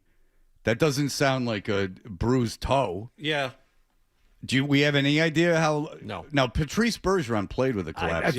I know, and I thought about that. I'm like, I'm not bringing it up. I'm not bringing it up. Oh, you got to bring it up. What hockey players do versus every other athlete on the planet. They're just well, I wouldn't different. suggest doing it. No. I thought Bergeron was insane for doing it. I don't look up for him for doing it. I thought he was insane. But just the quick, like I said, 1 to 2 weeks for mild cases. Full recovery can take several weeks to a few months. Simple cases may resolve in 48 to 72 hours. All right. Well, we will see what happens. All right. We'll be back in just a moment. Here are the headlines. Sports Hub headlines. Presented by Celsius Energy Drinks. Celtics got 32 points from Jaylen Brown. They beat Golden State at TD Garden last night, 120-99 to sweep their 3-game homestand. They'll play in Memphis tomorrow night. In other NBA news, ESPN is reporting Detroit's Cade Cunningham is out indefinitely. He's been diagnosed with a collapsed lung. He left Tuesday night's Pistons win over the Washington Wizards with what was originally thought to be back spasms after diving for a ball in the first quarter. Bruins are home tonight against Winnipeg. Ryan Johnston and Bob Beers have the pregame at 6:30 and the face-off at 7 here on 98.5 The Sports Hub. Red Sox will continue their preseason tonight in Fort Myers against Minnesota. The Vikings have re-signed free agent quarterback Carson Wentz. And the first round of the NCAA men's basketball tournament begins today with 16 games, the first of which begins at 12:15 Eastern Time this afternoon. Sports Hub headlines are brought to you by the DeMoore McKim School of Business at Northeastern University. Ready to take your career further? Join them for a week-long series of virtual info sessions to help you find the graduate program that truly moves you forward. Northeastern.edu/business bootcamp. I'm John Wallach on Boston's Home for Sports, 98.5 The Sports Hub. Your next update at 10 o'clock. Stay tuned.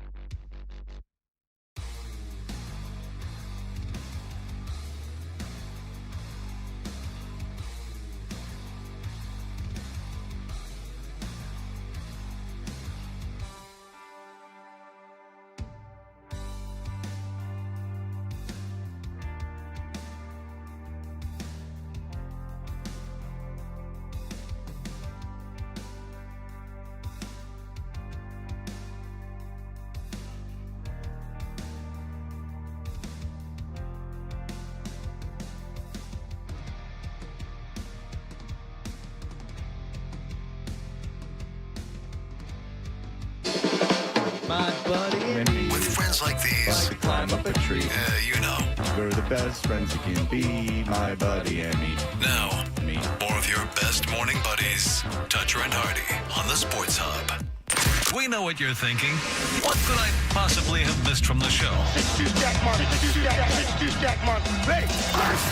It's time for The Stack on Toucher and Hardy. All right, it is Toucher and Hardy. Todd has had a collapsed lung. Todd, go ahead. You've had a collapsed lung before? I have when I was a teenager, yep. All right, so Cade Cunningham has a collapsed lung. How long did it take you to get back to like 75%? So I've never heard of a collapsed lung from like an athlete.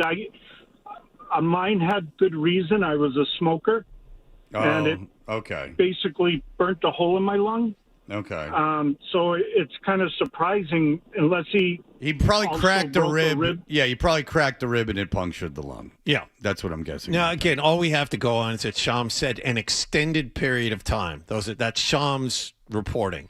So this doesn't sound minor. This doesn't sound like a week or two. Alex, who is a registered nurse, emails in. Nurse, huh, Alex? Didn't want to go for the full MD, huh, Fokker?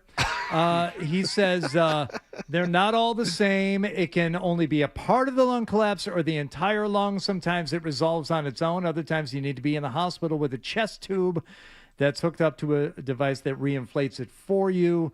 It could be a bit till he's back because if that's the case, those chest tubes can be really uncomfortable, and he's not going to want to be out there being crashed into. It all depends on the severity.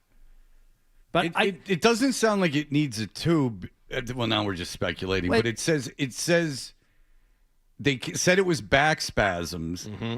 So they probably thought it was back spasm, or maybe that's just like a cure-all diagnosis. Yeah, who knows what they thought it was. It was just listed as that. So I bet you it's not a cracked rib, because then wouldn't they say cracked rib? Maybe they didn't have. They couldn't see it on when they. No, did but imaging now. or- But wouldn't they say yes. cracked rib and collapsed lung? I don't know. Well, just in the NBA, is there incentive not to say cracked rib and collapsed lung? I don't think there is incentive to hide it. No. Yeah, that's what I'm saying. So if there can be a partially collapsed, I'm also trying to negotiate Cade Cunningham not being out for the playoffs. But if his, because that really sucks for basketball. That's what I was saying to John. I'm like, more so than any matchups or anything else, it'd be really good just to have as awful as that might sound here in Boston, to have the Pistons, just any other team ascending. And, taking the mantle as a top team in the league. We got it with Oklahoma City, and I think that's good. And, it's happened now with Denver, and that's a good thing to have someone other than, Golden State every year, being there at the top. And heaven forbid, even the Celtics. Yes, having some other teams in the mix that might be there for a few years, it makes it more compelling and more interesting. And the Pistons are poised to do that right now. And with Cade Cunningham out, that puts a big wrinkle in that. Yeah. If they didn't know it was collapsed right away, and when he got hurt in the game, did he stay in the game? Yeah, for a couple minutes after that. You figure if he cracked the...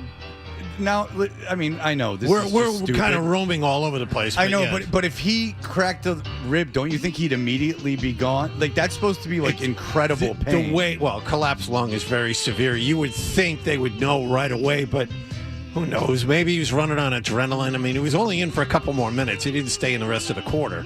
Right. So, well, so we'll things see. just got a lot easier for because obviously if the Pistons don't have Cade Cunningham, they're probably not even winning a series. I mean, he's so far and away their best player, and he's the guy that he has the ball. He's the guy who runs through him. Everything runs through him. Yeah. He's one of their best defensive players. Yeah. So I mean, their season's over if he can't play. Correct. All right. Well, it's good news, I guess, for Celtics fans. I know. Still got 3 weeks left of the season. Depends upon the severity. We'll see where we are. It just because I looked at the Free Press, the Detroit Free Press, which is a really good online paper. It's Wow. It's owned by USA Today. and Oh, it's- okay. Yeah, I get it now. Oh, All right. believe me, I wish it was really good. It's not the Boston Globe or the New York Times. I can tell it to you that way. No, I didn't get it until now. I get it now. It's owned by Okay. USA Today, so I it's got like, look, it's no fault of anyone that works there. I like the writers there. It's just there's no information. Yep. All right, very good. All right, we will be back tomorrow, and we will. I'm going to pour through everything Jaylen Brown has done, and I'm going to critique it all tomorrow on the show. I'm going to go back and listen to the show for the last 3 years, and That's right. I'll figure it out. Last 7 years. That's right. You can, and then you'll come up with 3 seconds of audio of me talking about Jaylen Brown or basketball. Yeah, exactly. That Kate Cunningham conversation is calling up, yelling at me, saying I said stuff. It's happened my whole career. All right, we'll be back tomorrow. Everyone have a great day. Bye. Talk to you tomorrow. Toucher and Hardy on the Sports Hub.